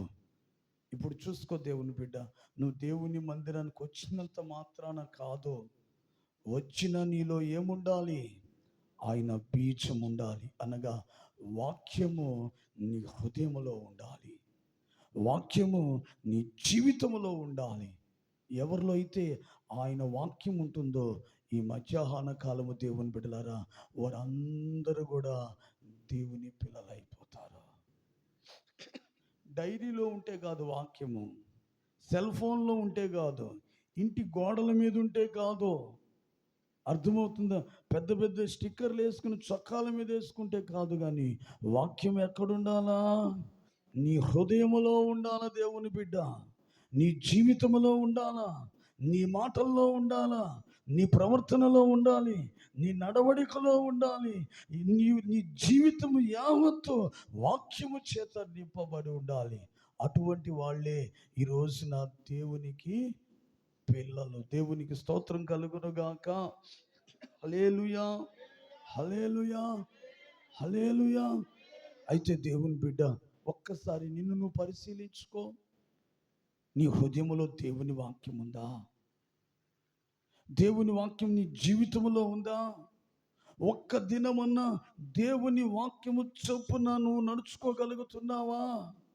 వాక్యము చేత నీ జీవితాన్ని పరిశీలించుకోగలుగుతున్నావా? వాక్యము ద్వారా నీ జీవితాన్ని కట్టుకోగలుగుతున్నావా? అలా ఉంటే ఖచ్చితంగా ఈ రోజున నువ్వు దేవుని పిల్ల. ఇప్పటి కూడా చూడండి, ఏదైనా రెఫరెన్స్ చెప్తే చాలామంది బైబుల్ తీలేరు, చదువు ఉన్నా కూడా తీలేరు. రెఫరెన్స్ చదివేసి అంత అయిపోయిన తర్వాత పక్కన వాళ్ళని అడుగుతారు, మార్కు సువార్త ఎక్కడుంది, యోహాను సువార్త ఎక్కడ, నాకు కనబడట్లేదు. రోజు చదివితే కదా నీకు. అంటే దేవుని బిడ్డలారా, దేవుని వాక్యమును చదివే అలవాటు కానీ, చక్కగా ధ్యానించే అలవాటు కానీ, వినే అలవాటు కానీ, వాక్యము ద్వారా నడిపించబడే అలవాటు కానీ ఈ రోజుల్లో చాలామందికి కరువు అయిపోతుంది. ఉండడం లేదు దేవుని బిడ్డ. కానీ ఈ రోజున వాక్యము నీలో ఉంటేనే నువ్వు ఆయన పిల్లలకు రాయబడి. దేవుని మూలముగా పుట్టినవాడు పాపము అంటే, ఎందుకంటే దేవుని మూలముగా పుట్టిన వాళ్ళు ఏముంటుంది? బీజం ఉంటుంది, వాక్యం ఉంటుంది. వాక్యం ఉన్నవాడు పాపము చేయడు. ఈ రోజున ఆయన సన్నిధికి వస్తూ ఆయన సన్నిధిలో ఉంటున్నా ఇంకా నువ్వు ఎందుకు పాపం చేస్తున్నావు? ఎందుకు నీలో బలహీనతలు ఇంకా కలుగుతున్నాయంటే, దేవుని బిడ్డ, నీ హృదయంలో ఈ రోజున దేవుని వాక్యము లేకుండా పోయింది. అందుకే దావీదు ఒక మాట అంటాడు, కీర్తనలో 119వ కీర్తన 11వ వాక్యంలో చదవండి. 119వ కీర్తన 11వ వాక్యంలో చదవండి ఒకసారి.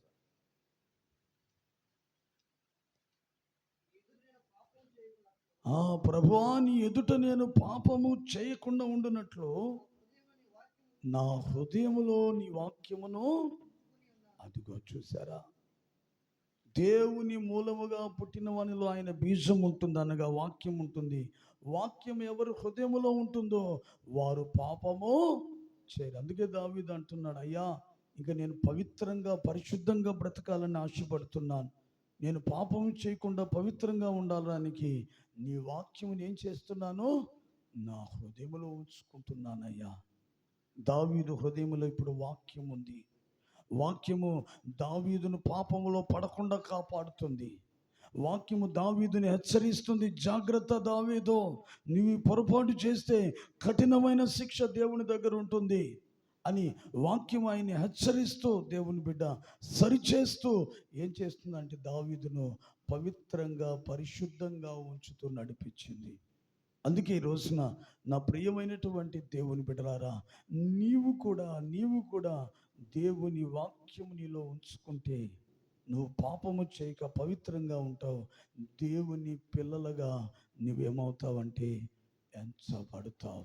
అయితే వాక్యము వింటారు కానీ, వాక్యం రాసుకుంటారు కానీ, వాక్యమును కొంచెం ఆలోచన చేస్తారు కానీ వాక్యాన్ని ఎందుకు హృదయములో పెట్టుకోలేకపోతున్నారు. హృదయములో వాక్యం నిలవడం లేదు.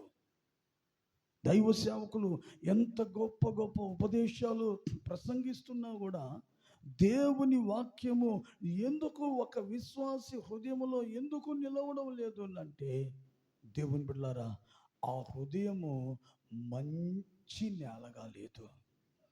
యేసు ప్రభు ఒక ఉపమానం చెప్పాడు కదా, విత్తువాడు వెళ్ళి విత్తనాలు చల్లితే కొన్ని ఎక్కడ పడ్డాయి, గచ్చ పొదల్లో పడ్డాయి, మరికొన్ని రాతి నేల మీద పడ్డాయి, మరికొన్ని త్రోవ ప్రక్కన పడ్డాయి, మరికొన్ని మంచి నేలన పడ్డాయి. అయితే ఏ విత్తనాలు మొలకెత్తి ఫలించి అభివృద్ధి పొందాయట, మంచి నేల. మంచి నేల అంటే ఎట్లా ఉంటుంది చెప్పండి. ఇప్పుడు రైతు సేద్యం చేసేటప్పుడు విత్తనాలు చల్లే ముందు ఆ నేలను ఏం చేస్తాడు, బాగా దున్నుతాడు. దున్నే ముందు ఏం చేస్తాడంటే నీళ్లు పెడతాడు. నీళ్లు పెట్టినప్పుడు దేవుని బిడ్డ ఆ నేల అంతా ఏమవుతుంది, కొంచెం బాగా మెతు వచ్చినప్పుడు ఆ నాగళ్ళు కానీ లేదంటే ట్రాక్టర్లు పెట్టి బాగా దున్ని మట్టినంతా మెత్తనిదిగా చేసి అప్పుడు విత్తనాలు చల్లినప్పుడు అవి మొలకెత్తుతాయి.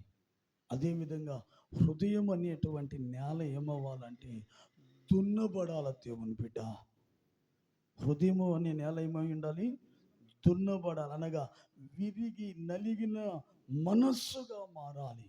ఇంకా చెప్పాలంటే పశ్చాత్తాపముతో నిండిన హృదయముగా నీ హృదయము మారితే అప్పుడు నీ హృదయములో వాక్యం అనేటువంటి బీజము నిలుస్తుంది. ఈ రోజున వాక్యం నీ హృదయంలో ఎందుకు లేదు? కారణం ఏంటి? దేవుని బిడ్డ, నీ హృదయం ఇంకా గట్టిగానే ఉంది, రాతి నేలగా ఉంది. దేవుని బిడ్డ, నీ హృదయము మెత్తగా లేదు, దున్నబడలేదు, నీరు లేదు. అందుకే దేవుని బిడ్డ, దేవుని యొక్క వాక్యం అనే బీజం నీలో నిలవడం లేదు. అయితే ఈ రోజున నీ హృదయాన్ని ఏం చేయాలంటే విరిగి నలిగిన మనస్సుగా నువ్వు మార్చుకోవాలి. అనగా పశ్చాత్తాపముతో నీ హృదయాన్ని నింపుకోవాలి. నీలో ఉన్న ప్రతి పాపమును బట్టి, బలహీనతను బట్టి ప్రభు సన్నిధిలో పశ్చాత్తాపడినప్పుడు దేవుని బిడ్డ, అప్పుడు నీ హృదయం ఏమవుతుందంటే విరిగి నలిగినదిగా మారి మెత్తనిదిగా మారుతుంది. అప్పుడు దేవుని వాక్యం ఏం చేస్తుంది? నీ హృదయంలో నిలవగలుగుతుంది. దేవునికి స్తోత్రం కలుగును గాక. హల్లెలూయా, హల్లెలూయా. నీ హృదయము కానీ మంచి నేలగా లేకపోతే మాత్రము పొరపాటును కూడా దేవుని వాక్యము నీలో నిలవదు. దేవుని బిడ్డ, అందుకే నువ్వు బాగా పశ్చాత్తాపడాలి. నీ హృదయంలో కఠినత్వం కలగకూడదు, రాతి స్వభావం రాకూడదు. ఎప్పుడు దున్నబడినటువంటి మంచి నేలగా ఉండాలి. అప్పుడు ప్రతి మాట ఏమవుతుందంటే దేవుని బిడ్డ నీ హృదయంలో చక్కగా నిలుస్తుంది. దావీదు నిలుపుకోగలిగాడు. కారణం ఏంది? బెత్షెబాతో పాపం చేసినప్పుడు ఒప్పుకోలేదా? దేవుని పాదాల దగ్గర కన్నీళ్లతో ఒప్పుకున్నాడు. విరిగి నలిగిన మనసుతో పశ్చాత్తాపడి ఒప్పుకున్నాడు. అంటే దావీదు మనస్సు ఏమైందంటే మెత్తనిదిగా ఉంది కాబట్టి వాక్యాన్ని నిలుపుకోగలిగాడు. ఈ రోజున దేవుని బిడ్డ, నువ్వు పశ్చాత్తాపడుతున్నావా? నీలో ఉన్న ప్రతి బలహీనతను బట్టి, ప్రతి పాపమును బట్టి ప్రభు పాద సన్నిధిలో నువ్వు పశ్చాత్తాపడి ఒప్పుకోగలుగుతున్నావా? ఎప్పుడైతే పశ్చాత్తాపడతావో అప్పుడు నీ హృదయము విరిగి నలిగినదిగాను మంచి నేలగా మారుతుంది. అప్పుడు దేవుని వాక్యం ఏం చేస్తుంది? నీలో నిలుస్తుంది. అప్పుడు నువ్వు దేవుని పిల్లలుగా ఎంచబడతావు. అప్పుడు దేవుడు నీకు గొప్ప స్వాతంత్ర్యమును ఆయన నీకు ఏం చేస్తాడండి? అనుగ్రహిస్తాడు. దేవునికి మహిమ కలుగునుగాక. అందుకే రెండవదిగా ప్రభు నీకు స్వాతంత్రం అనుగ్రహించాలంటే నీవు దేవుని పిల్లలుగా మార్చబడాలి. మరి ఎప్పుడు మనం దేవుని పిల్లలం అవుతాము? మందిరాలకు వచ్చినంత మాత్రాన కాదు. ఎప్పుడంట? ఆయన బీజము మనలో ఉండాలి. అనగా దేవుని వాక్యము మనలో ఉన్నప్పుడు ఖచ్చితంగా మనం ఏమవుతామంటే పాపము చేయము. వాక్యం నీలో ఉంటే నీకు పరిశుద్ధ జీవితమే. ఆయన పరిశుద్ధుడు గనుక నీవు నేనేమవుతాం? వాక్యమును బట్టి పరిశుద్ధులముగా అయ్యి ఆయన పిల్లలముగా ఎంచబడతాము. అప్పుడు దేవుని బిడ్డ మనకు ఆయన సంపూర్ణమైన స్వాతంత్ర్యమును ఆయన మనకు అనుగ్రహిస్తాడు. మూడవదిగా చూడండి, చివరిగా ఎలాగుంటే ఆయన మనకు స్వాతంత్ర్యం ఇస్తాడు. చదవండి. 2 కొరింథీయులకు రాసిన పత్రిక పౌలు గారు 3వ అధ్యాయము 17వ వాక్యం.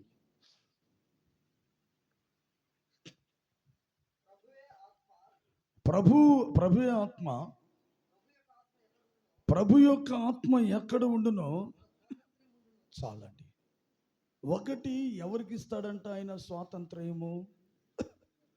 మీరు చెప్పాలి. పిలవబడిన వారికి స్వాతంత్ర్యం. 2, దేవుని పిల్లలుగా ఎంచబడిన వారికి స్వాతంత్ర్యం. 3వదిగా, దేవుని ఆత్మ ఎక్కడుంటుందో, దేవుని ఆత్మ ఎవనిలో ఉంటుందో దేవుని బిడ్డ వారందరికీ స్వాతంత్ర్యము అనుగ్రహించబడతారు. ఇప్పుడు చెప్పండి, 3వదిగా యేసయ్య అనుగ్రహించే స్వాతంత్ర్యమును మనం పొందాలంటే మనం ఏమై ఉండాలా? దేవుని ఆత్మ చేత మనం నింపబడి ఉండాలి. దేవుని ఆత్మ అభిషేకం మనం కలిగి ఉంటేనే దేవుని బిడ్డ ఈ రోజున మనం ఏమవుతామంటే ప్రభు ఇచ్చే స్వాతంత్ర్యమును పొందుకొని ఆయన సన్నిధిలో మనము స్వతంత్రులుగా ఉండగలుగుతాం. హల్లెలూయా, హల్లెలూయా, హల్లెలూయా. ఖచ్చితంగా దేవుని ఆత్మ, పరిశుద్ధాత్మ చేత నువ్వేమవ్వాలంటే దేవుని బిడ్డ నింపబడాలి. మీకు ఒక సందర్భాన్ని గుర్తు చేస్తాను. దైవజనుడైన పేతురు ఒక మారు కొర్నేలి ఇంటికి వెళ్ళి అక్కడ ఒక ప్రార్థన కూటం ఏర్పాటు చేశాడు. బైబిల్లో రాసిన మాటలు, సమయం లేదు కాబట్టి రెఫరెన్స్ చెప్పట్లేదు. ఆ ఇంట్లో ఒక అద్భుతం జరిగింది. పేతురు లేచి నిలబడి వచ్చినటువంటి ప్రజానికానికి వాక్యం బోధిస్తూ ఉంటే అక్కడ అన్యజనులు ఎక్కువ మంది ఉన్నారు. పేతురు వాక్యం చెప్తూ వాళ్ళని గమనించినప్పుడు దేవుని బిడ్డలారా, అక్కడ ఒక అద్భుతమైన సంఘటన ఆయన కనుగొన్నాడు. ఏంటంటే దేవుని ఆత్మ ఎవరి మీదకి దిగి వస్తుందట? చెప్పాలి. అన్యజనుల మీద కూడా దిగి వచ్చేస్తుంది. దేవుని బిడ్డల మీద దిగి వస్తుంది. ప్రత్యేకంగా అన్యజనుల మీద కూడా దేవుని ఆత్మ దిగి వచ్చేస్తుంది. అప్పుడు పేతురు చూసి అన్యజనులతో చెప్పాడు, వారికి వార్నింగ్ ఇచ్చాడట. అక్కడ రాయబడింది, ఆజ్ఞాపించాడు. ఏమని? మీరు బాప్తిస్మమును తీసుకోవాలని నేను మీకు ఆ ఒక మాట చదవండి. అపోస్తుల కార్యము 10వ అధ్యాయము 47వ వాక్యం చదవండి.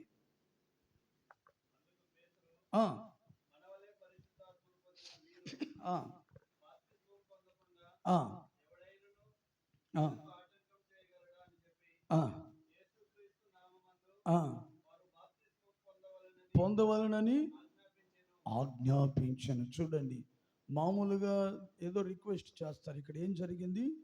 ఆర్డర్ వేశాడు. ఎవరికి వేశాడు? విశ్వాసులు కాదండి, అన్యజనులకు వేశాడు ఆర్డర్. వాళ్ళు ఆర్డర్ని, ఆజ్ఞను గైకొన్నారు లేదా? గైకొని వారందరూ వెళ్ళి బాప్తిస్మం తీసుకొనగా వారి మీద ఉన్న పాపపు దాస్యపు కాడి విరగొట్టబడి వాళ్ళందరూ క్రీస్తు యేసులో స్వాతంత్రము కలిగి స్వతంత్రులుగా మార్చబడ్డారు. అంటే అక్కడ పరిశుద్ధాత్మ దిగి వచ్చింది కాబట్టి వారి మీద ఉన్న దాస్యపు కాడి నుంచి వాళ్ళు విడుదల పొంది మారు మనస్సు పొంది బాప్తిస్మం తీసుకొని రక్షణ పొందగలిగారు. దేవుని బిడ్డలారా, మరి రోజున నీవు కూడా ప్రభు అనుగ్రహించే స్వాతంత్రమును పొందాలంటే ఇంకా కొన్ని కాడిలు నీ మీద ఉండకుండా పోలేదు. సంవత్సరాల తరబడి దైవ సన్నిధికి వస్తున్న దేవుని బిడ్డ, కొన్ని కాడిలు, పాపపు కాడిలు, బలహీనపు కాడిలు నీ మీద ఉండకుండా పోలేదు. మరి అవన్నీ తొలగిపోయి రోజున నీవు స్వాతంత్రము కలిగి స్వతంత్రునిగా నీవు మారాలంటే ఖచ్చితంగా దేవుని ఆత్మచేత నింపబడాలి. అన్యజనుల మీద నింపబడినప్పుడు ఈయన ఆర్డర్ చేశాడు, మీరు అందరూ బాప్తిసం తీసుకోవాలన్నప్పుడు పరిశుద్ధాత్ముడు అన్యజనులను ఒప్పింపచేశాడు. దైవజనుడు చెప్పిన మాటకు విధేయత కలిగిన మనస్సును వారిలో పుట్టించాడు. మారు మనస్సును కలుగు చేశాడు పరిశుద్ధాత్ముడు. బాప్తిస్మంలోని తీసుకెళ్ళి రక్షణలో ఈ అంత పరిశుద్ధాత్మ వలనే అక్కడ కార్యము జరిగింది. అయితే ఈ రోజున నువ్వు పొందుకుంటున్నావా పరిశుద్ధాత్మ? దేవుని బిడ్డ ఖచ్చితంగా పొందుకోవాలా? దేవుని ఆత్మను పొందుకోవాలి. చూడండి, ఇక్కడ అన్యజనుల మీద కూడా ఆత్మ కుమ్మరించబడింది. కారణం ఏంటి? ఆ అన్యజనులు వచ్చి ఎవరితో కలిసి ఉన్నారు? కొర్నేలింట. మీకు అర్థమయ్యేటట్లు చెప్తారు. కొర్నేలింట 120 మంది ఉన్నారు జనులు ప్రార్థన కూటానికి. అందులో ఒక 70 మంది విశ్వాసులు ఉన్నారు, మిగిలిన 50 మంది అన్యజనులు. ఇప్పుడు అన్యజనులు ఎవరితో కలుస్తున్నారు అక్కడ? చెప్పాలి గట్టిగా. విశ్వాసులతో కలిసి ఉన్నారు. సంఘముతో, సహవాసముతో కలిసి ఉన్నందువల్ల వీరి మీదకు దిగి వచ్చిన ఆత్మ అన్యజనుల మీద కూడా దిగి వచ్చింది. అంటే ఈ రోజున నీవు పరిశుద్ధాత్మ అభిషేకం పొందుకోవాలంటే దేవుని బిడ్డ నీవు సంఘ సహవాసములో ఉండాలి. ఆమేన్, హల్లెలూయా. సంఘ సహవాసములో ఉండాలి. సేవకుని యొక్క నడిపింపులో ఉండాలా. సేవకునితో జరుగుతున్న పరిచర్యతో ఐక్యపడే మనస్సును కలిగి ఎప్పుడైతే సంఘ సహవాసములు స్థిరపరచబడి ఉంటావో అప్పుడు ఖచ్చితంగా దేవుని ఆత్మ నీ మీద కూడా దిగి వస్తుంది. యేసు ప్రభు తన శిష్యులతో చెప్పాడు, నేను తండ్రి యొద్దకు వెళ్ళి ఆదరణకర్త అయిన పరిశుద్ధాత్మను పంపుతాను అన్నప్పుడు శిష్యులు ఎంతమంది? 12 మంది. 12 మంది మేడగదిలో ప్రార్థన చేయడానికి వెళ్తే దేవుని బిడ్డలారా 108 మంది విశ్వాసులు వచ్చారు. అప్పుడు మొత్తం ఎంతమంది ఉన్నారు మేడగదిలో? 120 మంది ఉన్నారు. వీళ్ళు 12, వాళ్ళు 108, మొత్తం కలిపితే 120 మంది ఆ పెంతెకోస్తు పండుగ దిననాడు మేడగదిలో అపోస్తులతో కలిసి 108 మంది స్త్రీలు మరి కొంతమంది ప్రార్థన చేస్తుండగా వారి మీదకి ఎందుకు వచ్చిందట? అదిగో నేను అంటాను, ఈ 108 మంది స్త్రీలు వేరేగా కానీ కూడుకుని ఉంటే పరిశుద్ధాత్మ దిగొచ్చి ఉండేది కాదు. కానీ అపోస్తులు అక్కడ వాళ్ళు అపోస్తులు దేవుని బిడ్డల సేవకులు వాళ్ళతో కలిసినందువల్ల దేవుని ఆత్మ వారి మీదకి దిగి వచ్చింది. ఈ రోజున దేవుడు నీకు ఇచ్చినటువంటి ఈ సంఘ సహవాసములను స్థిరపరచబడాలి. సేవకుని ద్వారా నీవు నడిపించబడాలి. ఎప్పుడైతే అలా ఉంటావో దేవుని బిడ్డ, సేవకుని మీదకి దిగి వచ్చిన ఆత్మాభిషేకము నీ మీద కూడా దిగి వచ్చేస్తుంది. హల్లెలూయా, హల్లెలూయా. అప్పుడు నువ్వు స్వాతంత్రం పొందుకుంటావు దేవుని బిడ్డ. మందిరానికి వచ్చి వెళ్ళినంత మాత్రం కాదు, సహవాసములో స్థిరపరచబడాలి, సంఘముతో ఐక్యపడాలి, సేవకుని యొక్క చేతుల్లో నడిపించబడుతుండాలి. అప్పుడు దేవుని ఆత్మ నీ మీదకు బలంగా బలంగా బలంగా దిగి వస్తుంది. దేవునికి స్తోత్రం కలుగునుగాక. ఆమేన్, హల్లెలూయా. కొంతమంది ఉంటారంటే సంఘాల్లో, కొంతమంది ఉండకుండా పోరు. సేవకుడు ఒకటి చెప్తే, సేవకుడు తూర్పు ఇది అని అంటే వాళ్ళు అంటారు తూర్పు ఇది అని అంటారు, పడమర అది అని అంటే పడమర ఇది అని అంటారు. అంటే చాలామంది ఈ రోజుల్లో ఎక్కడికి వెళ్ళినా ఎవరో ఒకరు అటువంటి వాళ్ళు ఉంటారు. దేవుని బిడ్డ, అటువంటి స్వభావం పొరపాటును కూడా నీలో ఉండకూడదు. అర్థమవుతుందా? నువ్వేం చేయాలా? నిన్ను దేవుడు తీసుకొచ్చి ఏం చేశాడు? పూటకోళ్ళ విల్లిది దేవుడు సమరయుడు ఏం చేశాడు? గాయపరచబడిన వ్యక్తిని పూటకోళ్ళ ఇంట చేర్చినట్లుగా నిన్ను తీసుకొచ్చి సంఘములో దైవజనుడికి అప్పగించాడు. నువ్వేం చెయ్యాలిక? ఒకవేళ నీకు ఏదైనా ఆలోచన వచ్చినా సేవకునితో పంచుకొని ఇలా చేయొచ్చా చేయకూడదని అడిగి చేసుకోవాలి. అంటే ఒక మాటలో చెప్పాలి, నడిపింపులో ఉండాలి. నాకు మా దైవజనులు చనిపోయినప్పుడు దేవుని బిడ్డలారా, నాకు చాలా తక్కువ అనుభవం, 1 సంవత్సరం 1.5 సంవత్సరం అంతే. హఠాత్తుగా సంఘం అప్పగించబడింది. కానీ ఆల్రెడీ సంఘములో నాకన్నా ముందుగా 8, 9, 10 ఏళ్ల నుంచి విశ్వాసులు ఉన్నారు. అర్థమవుతుంది. మా దైవజనులు చనిపోయినప్పుడు ఆదరణ కూటమి ఇలా ఏర్పాటు చేస్తామని చెప్తుంటే ఒకరు లేచి, బ్రదర్ మీరు గమ్ముగా ఉండండి బ్రదర్, మీకేం తెలీదు, మీరు నిన్న కాక మొన్న వచ్చారు, మేము 11 ఏళ్ళ సీనియర్లు మేము. ఆ మాట నాకు చాలా బాధ కలిగింది. ప్రభా ఏంటి నాయన ఇలా అంటే 1 సంవత్సరం లోపల అందరూ, ఇప్పటికి కూడా దేవుని బిడ్డలరా, విశ్వాసులు అందరూ సావుకుని యొక్క నడిపింపులోనే ఉంటారు. అలా వెళ్ళంటది, అక్కడ ఏమున్నా సరే వెళ్ళిపోవాలి అంతే. అప్పుడు దీవించబడతారు. అప్పుడు వారి మీద దేవుని ఆత్మ కూడా ఏమవుతుంది?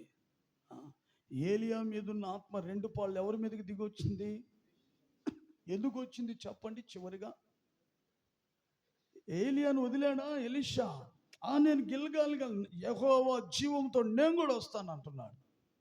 నేను యెరికోకి వెళ్ళి నేను కూడా వస్తాను, నేను బేతేలుకి వెళ్ళి నేను కూడా వస్తాను, నేను యోర్దాను నదిగా నేను కూడా వస్తాను, నిన్ను ఎంత మాత్రం వదలనని ఎలీషా ఏలియా వెంబడి ఐక్యపడి సమాధానంతో ఉన్నాడు. కాబట్టి దేవుని ఏలియాలో ఉన్న 7 పాళ్ళ ఆత్మలు 2 పాళ్ళు ఎలీషా మీదకి వచ్చింది.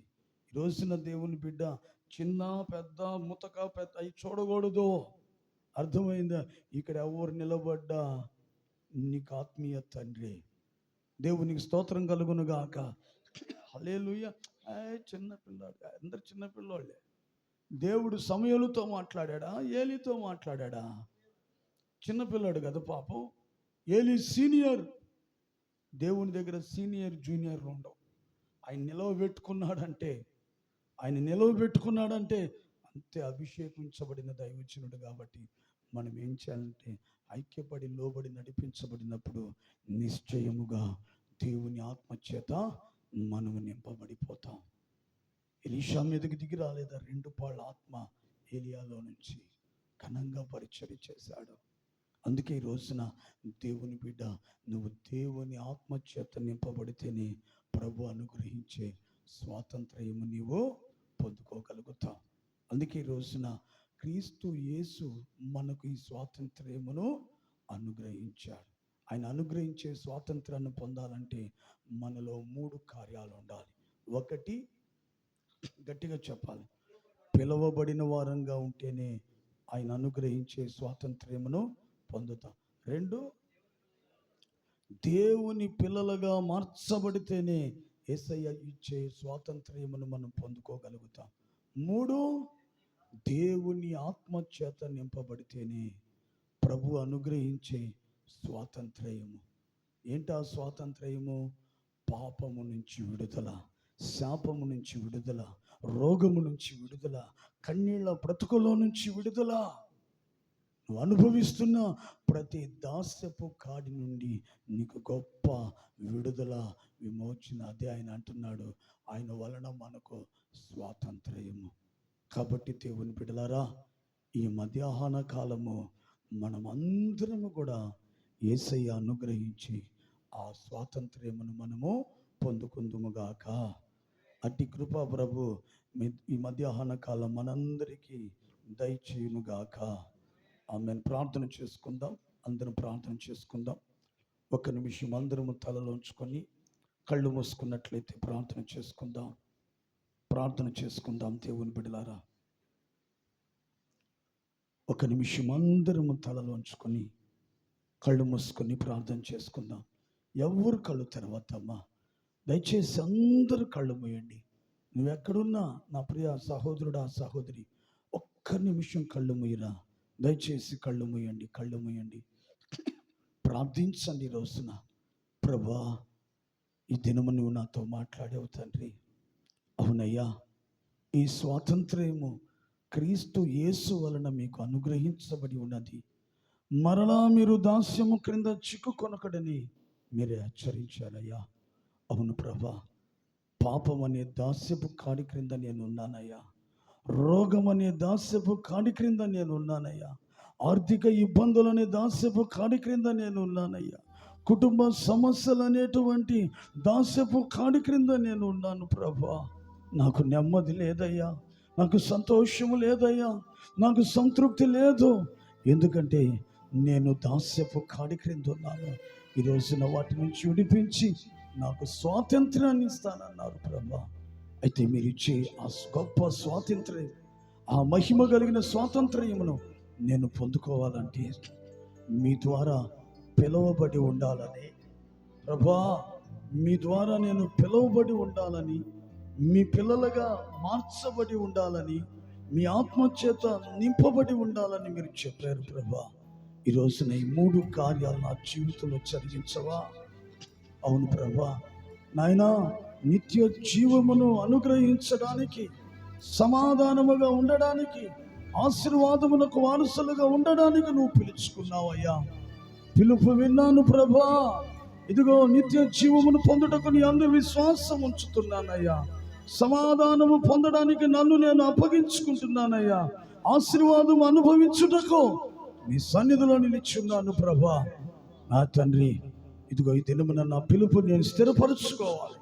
నేను పిలువబడ్డానని ఒక నిశ్చయతలోనికి వస్తున్నాను ప్రభా. ఈ 3 నా జీవితంలో జరిగించండి నాయన. మీ పిల్లలుగా ఎంచబడితేనే, మీ పిల్లలుగా మారితేనే స్వాతంత్ర్యం అన్నారు తండ్రి. అవును తండ్రి, మీ మూలముగా పుట్టిన వారిలో వాక్యం అనే బీజం ఉంటేనే మీ పిల్లలు అన్నారు ప్రభా. ఈ రోజున నా హృదయంలో వాక్యము లేదు నాయన.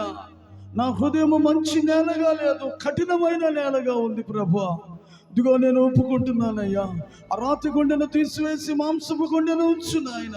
ఇదిగో ఇప్పుడు ప్రకటించబడిన ప్రతి మాట నా హృదయంలో నిలుపుకొనడానికి సహాయం చేయి ప్రభా. నేను నీ బిడ్డగా ఉండాలి నాయన. నీ పిల్లలుగా నేను మార్చబడాలి. ఇప్పటి వరకు అపవాది పిల్లలుగా ఉన్నాను తండ్రి. వద్దు ప్రభా, నీ వాక్యము నా హృదయంలో నిలుపుకొని నీ బిడ్డగా నేను మారుతాను ప్రభా.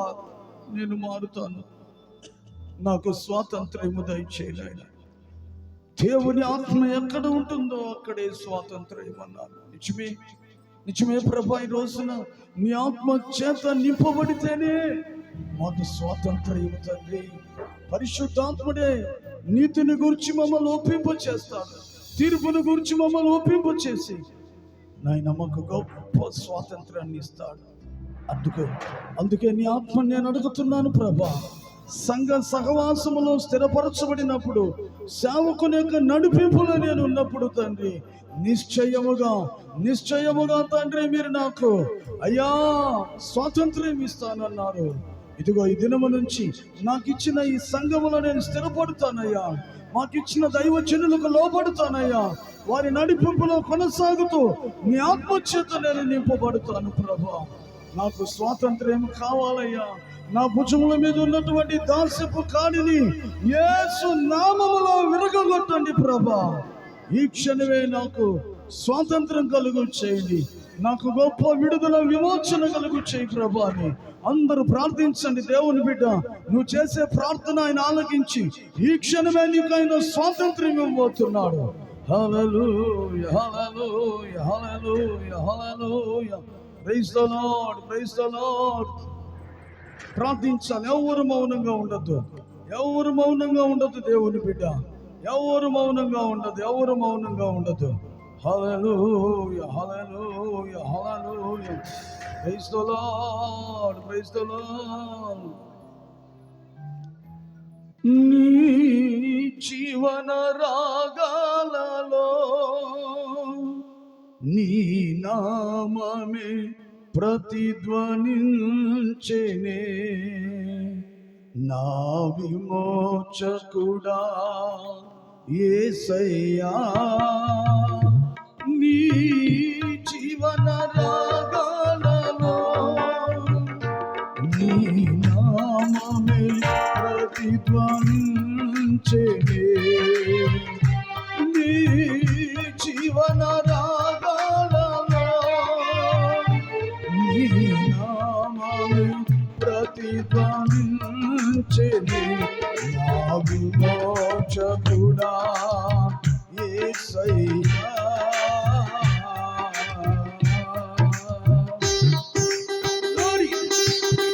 ప్రభువా, నాకు స్వాతంత్రం కలగాలి. స్తుతి అయ్యా, నీ పిలుపు, నీ వారసత్వము, నీ ఆత్మను నాకు దయచేయండి.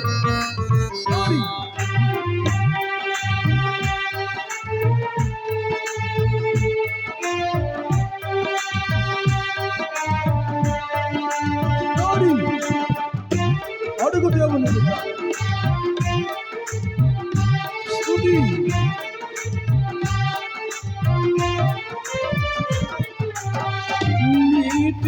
నీతిమంతునిగా నన్ను తీర్చి,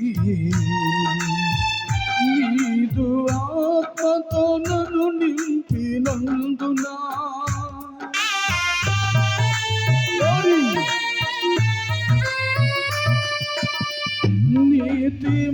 నీతిమంతునిగా నన్ను తీర్చి,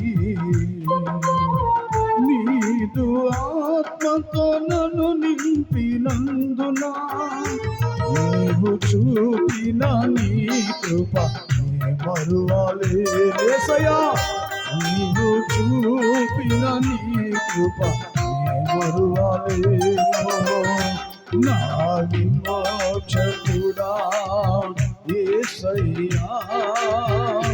నీ జీవన రాగాలలో నీ నామమే ప్రతిధ్వనించెనే,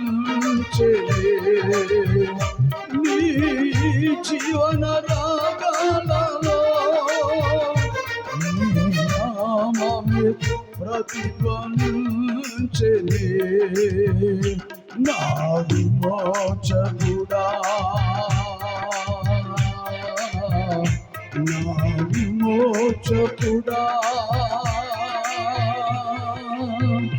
నా విమోచకుడా, నా విమోచకుడా యేసయ్యా, యేసయ్యా, యేసయ్యా, యేసయ్యా, యేసయ్యా. అందరూ ఆత్మ చేతులు ఇవ్వబడతా. యేసయ్యా, యేసయ్యా, యేసయ్యా, యేసయ్యా, యేసయ్యా, యేసయ్యా, యేసయ్యా,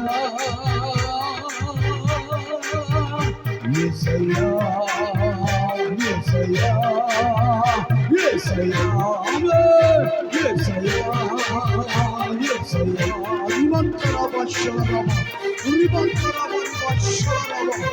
దేవుని ఆత్మను పొందుకో. హల్లెలూయా, హల్లెలూయా. ఆయన ఆత్మ వలన నీకు, ఆయన ఆత్మ వలన నీకు స్వాతంత్రము. ఆయనకు పిల్లలుగా మారితే స్వాతంత్రము. నీకు నీవు పిలువబడుంటే నీకు స్వాతంత్రము. అడుగు, ఈ 3 నెలలు అనుగ్రహించి తండ్రి నాకు స్వాతంత్రము ఇచ్చాడు ఆయన. నా భుజముల మీద ఉన్న పాపము దాసపు గాడిని ఈ క్షణమే విరగొట్టు. నీ భాషల రవాది మంత్ర బాబా. హల్లెలూయా, హల్లెలూయా, హల్లెలూయా. ప్రార్థించు దేవుని బిడ్డ. మౌనముగా ఉండద్దు. ఎన్ని కుటాలకు మౌనంగా ఉండి వెళ్ళిపోతావు. ఈ రోజున నీతోనే మాట్లాడున్నాడు దేవుడు. నిన్ను స్వతంత్రునిగా చేయాలనుకుంటున్న దేవుడు. Hallelujah, hallelujah, hallelujah. Praise the Lord, praise the Lord. Hallelujah, hallelujah, hallelujah. అడుగు దేవుని బిడ్డ, ప్రభా ఇంకా ఎంతకాలం ఈ పాపం అనే దాస్యపు కాడి నేను మోయాలయ్యా. ఈ కాడి నా మీద ఉంది కాబట్టి నాకు నెమ్మది లేదయ్యా. ఆరోగ్యం లేదు, సంతోషము లేదు, సంతృప్తి లేదు నాయన. ఇదిగో ఈరోజు నా కాడిని విరగొట్టవా. ఆ దాస్యము నుంచి నన్ను విడిపించవా. నాకు స్వాతంత్రాన్ని కలుగు చేయవా. నన్ను స్వతంత్రుడిగా మార్చు ప్రభా. ప్రభు సన్నిధిలో ఎలుగెత్తి ప్రార్థించు దేవుని బిడ్డ. అడుగు అడుగు, మౌనంగా ఉండద్దు. ఇంకా ఎంతకాలము పాపం అనే దాస్యపు కాడిని మోస్తావు. నీ కొరకే ప్రభు ఈ సమయంలో దిగి వచ్చినాడు. నీ దీన స్థితిని చూస్తున్నానమ్మా. నువ్వు ప్రార్థించు. ప్రభా నా మీద ఉన్న ఈ కాడిని విరగొట్టు నాయన, విరగొట్టు ప్రభా. నాకు స్వాతంత్రాన్ని దయచేయని అడుగు. అడిగిన ప్రతి ఒక్కరికి అనుగ్రహించు. దేవుడైనాడు ఆయన. ఆయనే నజరేయుడైన యేసు. ఆయనే నజరేయుడైన యేసు. హల్లెలూయా, హల్లెలూయా, హల్లెలూయా, హల్లెలూయా. మరి సమయంలో ఎంతమంది ప్రభు అనుగ్రహించే స్వాతంత్రమును పొందాలని తీర్మానం చేసుకుని ఉన్నారో, ఆశపడి దేవునితో ఒక నిబంధన చేసుకుని ఉన్నారో, వారందరూ మోకరించండి. లేదంటే లేచి నిలవబడండి. మీ కొరకు దైవజనులు ప్రార్థన చేస్తారు. మాకొద్దండి, మాకొద్దు, ఈ దాస్యపు కాడే మాకు బాగుందంటే కూర్చొని ఉండండి.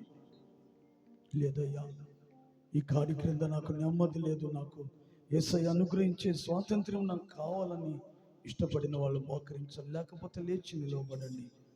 దేవుని బిడ్డ, సిగ్గుపడద్దు.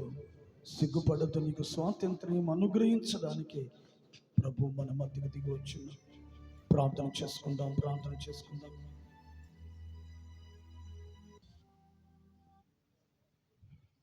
చేసుకుందాం. ఇద్దరు మన నూతనమైనటువంటి తీర్మానం చేద్దాం. ప్రభుత్వం నీకు ప్రభు నిమిత్తమై ప్రభు కొరకు బ్రతకాలన్నటువంటి ఆశలుంటే, ప్రభు కొరకు జీవించాలన్నటువంటి తలంపులుంటే, ఆయన వలె మారాలని, ఆయన కొరకు జీవించాలని, ప్రభు ఇచ్చేటువంటి స్వాతంత్రాన్ని పొందుకోవాలని నిజంగా నీకు ఆశ ఉంటే స్థిరమైన తీర్మానం చేయి. ప్రభుత్వం ఆశగల ప్రాణాన్ని ప్రభు తృప్తిపరుస్తాడు. ఇది నాన్న తన యొక్క దాస్తుని సులువుతో మరుగుపరుచుకొని తన సేవకుని ముఖ కాంతులను ప్రభు మనతో మాట్లాడిన వారేమన్నా దినంలో నీకు తీర్మానం అంటే ప్రభు కొరకు బ్రతకాల ఆశ చిగురింప చేయబడుతూ ఉంటుంది. ఒకవేళ నీ జీవితం మూడు బారిపోయినా సరే, మూడు బారిపోయిన జీవితాలను చిగురింప చేయగలిగిన దేవుడు ప్రభు నూతనమైనటువంటి స్వతంత్రులను నేను తీసుకెళ్ళని ప్రభు ఆశ కలిగి ఉంటే, ప్రభు ఇంటిలో నీవు ఉంటావు. దేవుడు ఇచ్చేటువంటి స్వతంత్రం నువ్వు పొందుకుంటావు. నీకు అటువంటి ఆశ నీలో లేదని అంటే నువ్వు దేవుని యొక్క నివాసం అటువంటి ఆయన సన్నిధిలోనే ఉండలేకపోతున్నావు. దేవుని యొక్క రాజ్యంలోకి వెళ్ళలేవు. ఆశపడి నీ ప్రాణదేవుడు తృప్తిపరుస్తాడు. యేసేపుకు ఒక ఆశ ఉంది. ఐగుప్తు దేశాన్ని, అన్య దేశం కంటే ఐగుప్తు దేశాన్ని తన దేవుడు ఏమై ఉన్నాడో యేసేపు కలిగి ఉన్నాడు. కనుకనే ఐగుప్తు దేశం అంతటి ప్రధానంగా ప్రభు మార్చాడు. దానిలకు ఒక ఆశ ఉంది. రాజుల్ని దేవునికి పాదాల చెంత మోకరింప చేయాలని సింహానోళ్ళు ఊహించినటువంటి ధాన్యాలు ఆశ ప్రభు తృప్తిపరిచాడు. ఎస్తేరుకు ఒక ఆశ ఉంది. ఆశ ప్రభు తృప్తిపరిచాడు. నీ ఎడల నా ఎడల ఒక గొప్ప ప్రణాళిక కలిగిన ప్రభు ఆయన సంకల్పాలని, ఆయన ఉద్దేశం, చిత్తంలో ఎవరు కూడా తొలగించలేరు. అది నువ్వు ఆశపడగలిగితే ప్రభు తృప్తిపరుస్తాడు. నువ్వు ఆశపడితే దేవుని యొక్క నిబంధన జనంగా ప్రభు నిన్ను మారుస్తాడు. తీర్మానం చేయగలవా? ప్రభువా, ఈ దాసుని ద్వారా మాట్లాడినటువంటి ఈ యొక్క స్వాతంత్రం నేను అనుభవించాలి నాయన. మరలా పాపమనే దాస్యమనే కాడికి నేను చిక్కుకొనుకున్నట్లు ప్రభువా, నేను స్థిరులుగా కదలని వారిగా ఉన్నట్లుగా సహాయం చేయ ప్రభు. ఈ స్వతంత్రం నేను పొందుకోవాలంటే పిలువబడిన అనుభవంలో ఉండాలి నాయన. ఈ పిలువబడిన అనుభవం నిత్య జీవానికి పొందుకున్నట్లుగా చేస్తున్నాడు ప్రభువా. సమాధానం ఉండడానికి పిలువబడిన వారిని నాయన, ఆశీర్వాదం అనుభవించడానికి పిలువబడిన వారిని, మీ పిల్లలముగా, దేవుని పిల్లలముగా, మీ బీజం మన ఉండుటకు పిలువబడిన వారిని. దావీదు అంటాడయ్యా, నేను పాపం చేసుకున్నట్టు నీ వాక్యం నా హృదయం ఉంచుకుని అంటున్నాడు. నీ హృదయం మెత్తని హృదయం వల్ల మార్చబడకపోతే, వ్యక్తమైనటువంటి వాక్యం నీలో ఫలింపులు రాదు. నీ జీవితం ప్రభు సమర్పించు, నీ హృదయం ప్రభు సమర్పించు. నీలో నూరంతల ఫలను అనుభవిస్తావు. నేనేనా, నా జీవితమేనా, నేనెన్నటువంటి ఆశీర్వాదాన్ని, దేవునికి ఆశీర్వాదం అనుభవించేదన్న రీతులుగా, నీ ఆశీర్వాదాన్ని నీవే గ్రహించినట్లుగా, మనుషుల జ్ఞానాన్ని, ఊహకందని కార్యాన్ని నీ జీవితంలో నిశ్చయంగా చూచేదువు. నువ్వు దేవునికి వాక్యం నీ అంతరంగులు బీజంలో ఉంటే, నువ్వు దేవునికి మందిరంలో నడిపింపులో స్థిరపరచబడతావు. దేవునికి ఆత్మ ఎక్కడ ఉంటుందో ఒక స్వాతంత్రం ఉంటుంది. ఏర్పరచబడిన వారి సైతం అపవాదం మనసు. దేవునికి ఆత్మ లేకపోతే, నడిపింపు లేకపోతే, సహవాసం లేకపోతే ఆయన రాకడ వ్యర్థపడలేము. సహోదరుడు, దినమున దేవుని చేతులు ఆశ్రయించబడి ఉండొచ్చు, దేవుని చేతులు దీవించబడి ఉండొచ్చు, మేలు అనుభవిస్తూ ఉండొచ్చు, దేవునికి ఉపదేశ క్రమాన్ని తెలిసి ఉండొచ్చు. దేవునికి రాకడను వ్యర్థపడకపోతే, స్వతంత్రించుకోలేకపోతే, దేవునికి రాజ్యాన్ని స్వతంత్రించుకోలేకపోతే, మనకంటూ విడుదల మరొకరు లేరు. ఈ జీవితకాలం మట్టుకు క్రీస్తు నిరీక్షించిన వారు మనుషులకు అందరికీ దౌర్భాగ్యం అయిపోతాం. అటువంటి దౌర్భాగ్యం ఉండకుండా ప్రభు ఇచ్చేటువంటి స్వాతంత్రం అనుభవించినట్లుగా,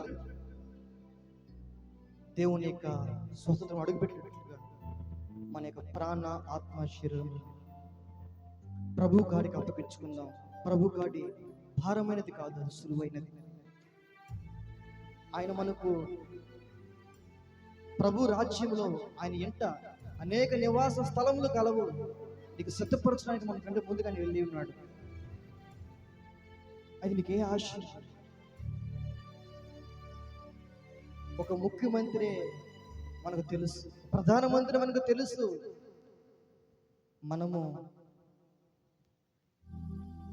మనం ఆయనకు తెలియబడి ఉన్నాము. మనకు ఆయన తెలుసు, ఆయన మనకి ఎంతమంది తెలియబడి. ఇద్దరు యేసు ప్రభువును ఎరిగి ఉన్నావు. అయితే ఆయన నీతో సహవాసం చేస్తున్నాడా? నీవు ఆయనతో సహవాసం చేస్తున్నావా?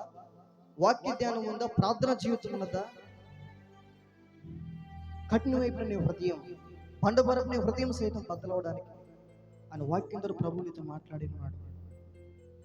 ప్రార్థన చేసుకుందాం. ప్రభు, నా జీవితానికి అప్పగించుకొచ్చున్నాను, ఆశపడతాను. ప్రభు, మీరు ఇచ్చేటువంటి స్వాతంత్రాన్ని అనుభవించాలని, మీరు ఇచ్చేటువంటి మేలును అనుభవించాలని, నీ పిల్లలుగా మార్చబడాలి, మీ ఆత్మ పొందుకోవాలని ఆశ కలిగి ఉన్నాను. తృప్తిపరచు ప్రభు అని ప్రార్థన చేసుకున్నాను. మహాపరిశుద్ధుల, ప్రేమ కలిగిన మా తండ్రి, మీ పరిశుద్ధ నామానికి వందనాలయ్యా, స్తుతులు, స్తోత్రాలు, కృతజ్ఞత అవసరం చెల్లిస్తాం. మీ సన్నిధిలో ప్రార్థన చేసిన రీతిగా చక్కటి వాతావరణం అనుగ్రహించి, ప్రతికూల ప్రస్తుతాలను ప్రభు మీరు అనుకూలపరిచి, ప్రతి ఆటంకాలు తొలగించి, దాసుల యొక్క ప్రాణ క్షేమాన్ని అనుగ్రహించి, మా మధ్యలో నిలువ పెట్టి మీ శృతిని మరుగుపరుచుకొని, దినమున సంఘానికి మాకు కావాల్సిన ఉపదేశాన్ని అనుగ్రహించారు. అందుని బట్టి మీకు స్తోత్రాలు, వందనాలు చెల్లిస్తాం. ఇంకా మీ దాసులను బలపరచండి, అభిషేకించండి. ఇంకా మా మధ్యలో అనేక పలుమార్లు తీసుకుని నాయన బలపరిచి వాడుకుని రాకుండా సిద్ధపరిచి మేము ప్రార్థిస్తున్నాం నాయన. మేము పిలువబడిన గుంపులు మేము ఉండాలి ప్రభు. మీ పిలువబడి గుంపులు మేము ఉండాలి. మీ ఆత్మ పొందుకున్న గుంపులు మేము ఉండాలి. ఈ స్వతంత్రం పొందుకున్న గుంపులో ఉండాలి. ఈ స్వతంత్రము నాయన పరలోక రాజ్యంలో స్వతంత్రము అనుగ్రహించేటట్లుగా నాయన మీ రాజ్యంలో పొందుకున్నట్లుగా ప్రభువ ఈ వాక్యం నీరు కంటే ఫలిపచ్చి మేము ప్రార్థిస్తున్నాం ప్రభువ. దేవా, విన్న వాక్యం ఏ ఒక్కరు నిష్ప్రయోజకులు కాక ప్రతి ఒక్కరిలో ప్రయోజకులుగా మీకు దాసులుగా మార్చబోవడానికి ఒక నూతనమైన అభిషేకం చేత నింపండి. నిజమే, ఏలియా ఎటువంటి అభిషేకం కలిగి ఉన్నాడు, ఆ అభిషేకం పొందుకోవాలనేటువంటి ఆశ ఎలీషా చేతులు ఉంది. ఆ 2 పాలు యొక్క ఆత్మ పొందుకోగలిగాడు. అయ్యా, మీరు మాకు అనుగ్రహించినటువంటి సేవకులు ఈ ఆత్మ చేత నడిపించబడుచుంటున్నారు. మీ సేవకులు మీరు ఇచ్చిన అభిషేకం బట్టి మీకు స్తోత్రాలు, మీరు ఇచ్చిన మనస్సును బట్టి మీకు స్తోత్రాలు. అభాగ్యులమై ఎన్నికలను నా జీవితం మార్చి మీరు ప్రేమించి ఈ సహవాసం వీటి రీతిగా బలపరచబడానికి అభాగ్యులుగా దాన్ని బట్టి మీకు వందనాలు, స్తోత్రాలు, కృతజ్ఞతాస్తుతులు చెల్లిస్తున్నాం. మేము కూడా నాయన ఎలీషా ఎటువంటి అభిషేకం పొందుకున్నాడో ఏర్పరచుకున్న వారి సైతం అపవాదం మోసగించబడచ్చు పడిపోతున్న ఈ దినాల్లో మేము కూడా రోషం కలిగి, వైరాగ్యం కలిగి, స్థిరమైన నిర్ణయాలు కలిగి, సరైన గమ్యం చేర్చేటట్లుగా, సరైన గురి యొద్దకు మేము పరిగెత్తేటట్లుగా మీరే మా జీవితంలో స్థిరముగా, శిరస్సుగా, మీరే మాకు తలగా ఉండి మమ్మల్ని, మా కుటుంబాలు, మా సంఘాన్ని పరిచయం, సహవాసాన్ని మీరే ముందు నడిపించండి. ఈ సంవత్సరంలో నూతనమైన కార్యాలు జరిగించండి. మీరు అక్కడికి అనేకులు సిద్ధపరచడానికి, నూతన ఆత్మ సువార్త ప్రకటించడం భార్యను మాకు అనుకరించి అనేకులు మీరు అక్కడ సిద్ధపరచమని, మమ్మల్ని మీ చేతకు అప్పగించుకోవచ్చు మీరే సహాయం నడిపించమని, వాక్యమైన ప్రతి బిడ్డ జీవితంలో నీరు కట్టి కలుపు చేసి నూతన ఫలాన్ని అనుభవించడం సహాయం చేయండి. మీరు ప్రభుత్వం బలపరచు, అభిషేకం నడిపించి మీ దగ్గర మనం అప్పగించుకోవచ్చు మీరే సహాయం నడిపించండి. యేసయ్య పరిశుద్ధ నామములో ప్రార్థించి స్తుతించి అడిగి పొందుకొచ్చున్నాం మా తండ్రి. ఆమేన్. మన తండ్రి అయిన దేవుని నుండి ప్రేమయు, మన ప్రభు మన రక్షకుడైన యేసుక్రీస్తు ప్రభువారి కృపయు, పరిశుద్ధాత్మ దేవుని అన్యున సహవాసమును కాపుదల కూడి ఉన్న మనందరికీ, సకల పరిశుద్ధులకు, మరి ముఖ్యంగా ఈ మధ్యాహ్న కాలం ఎంతమంది యేసయ్య అనుగ్రహించే స్వాతంత్ర్యం పొందుకోవాలని ఒక స్థిరమైన నిర్ణయానికి వచ్చున్నారు, వారందరికీ సదాకాలము తోడేడునుగాక. ఆమేన్. హల్లెలూయా.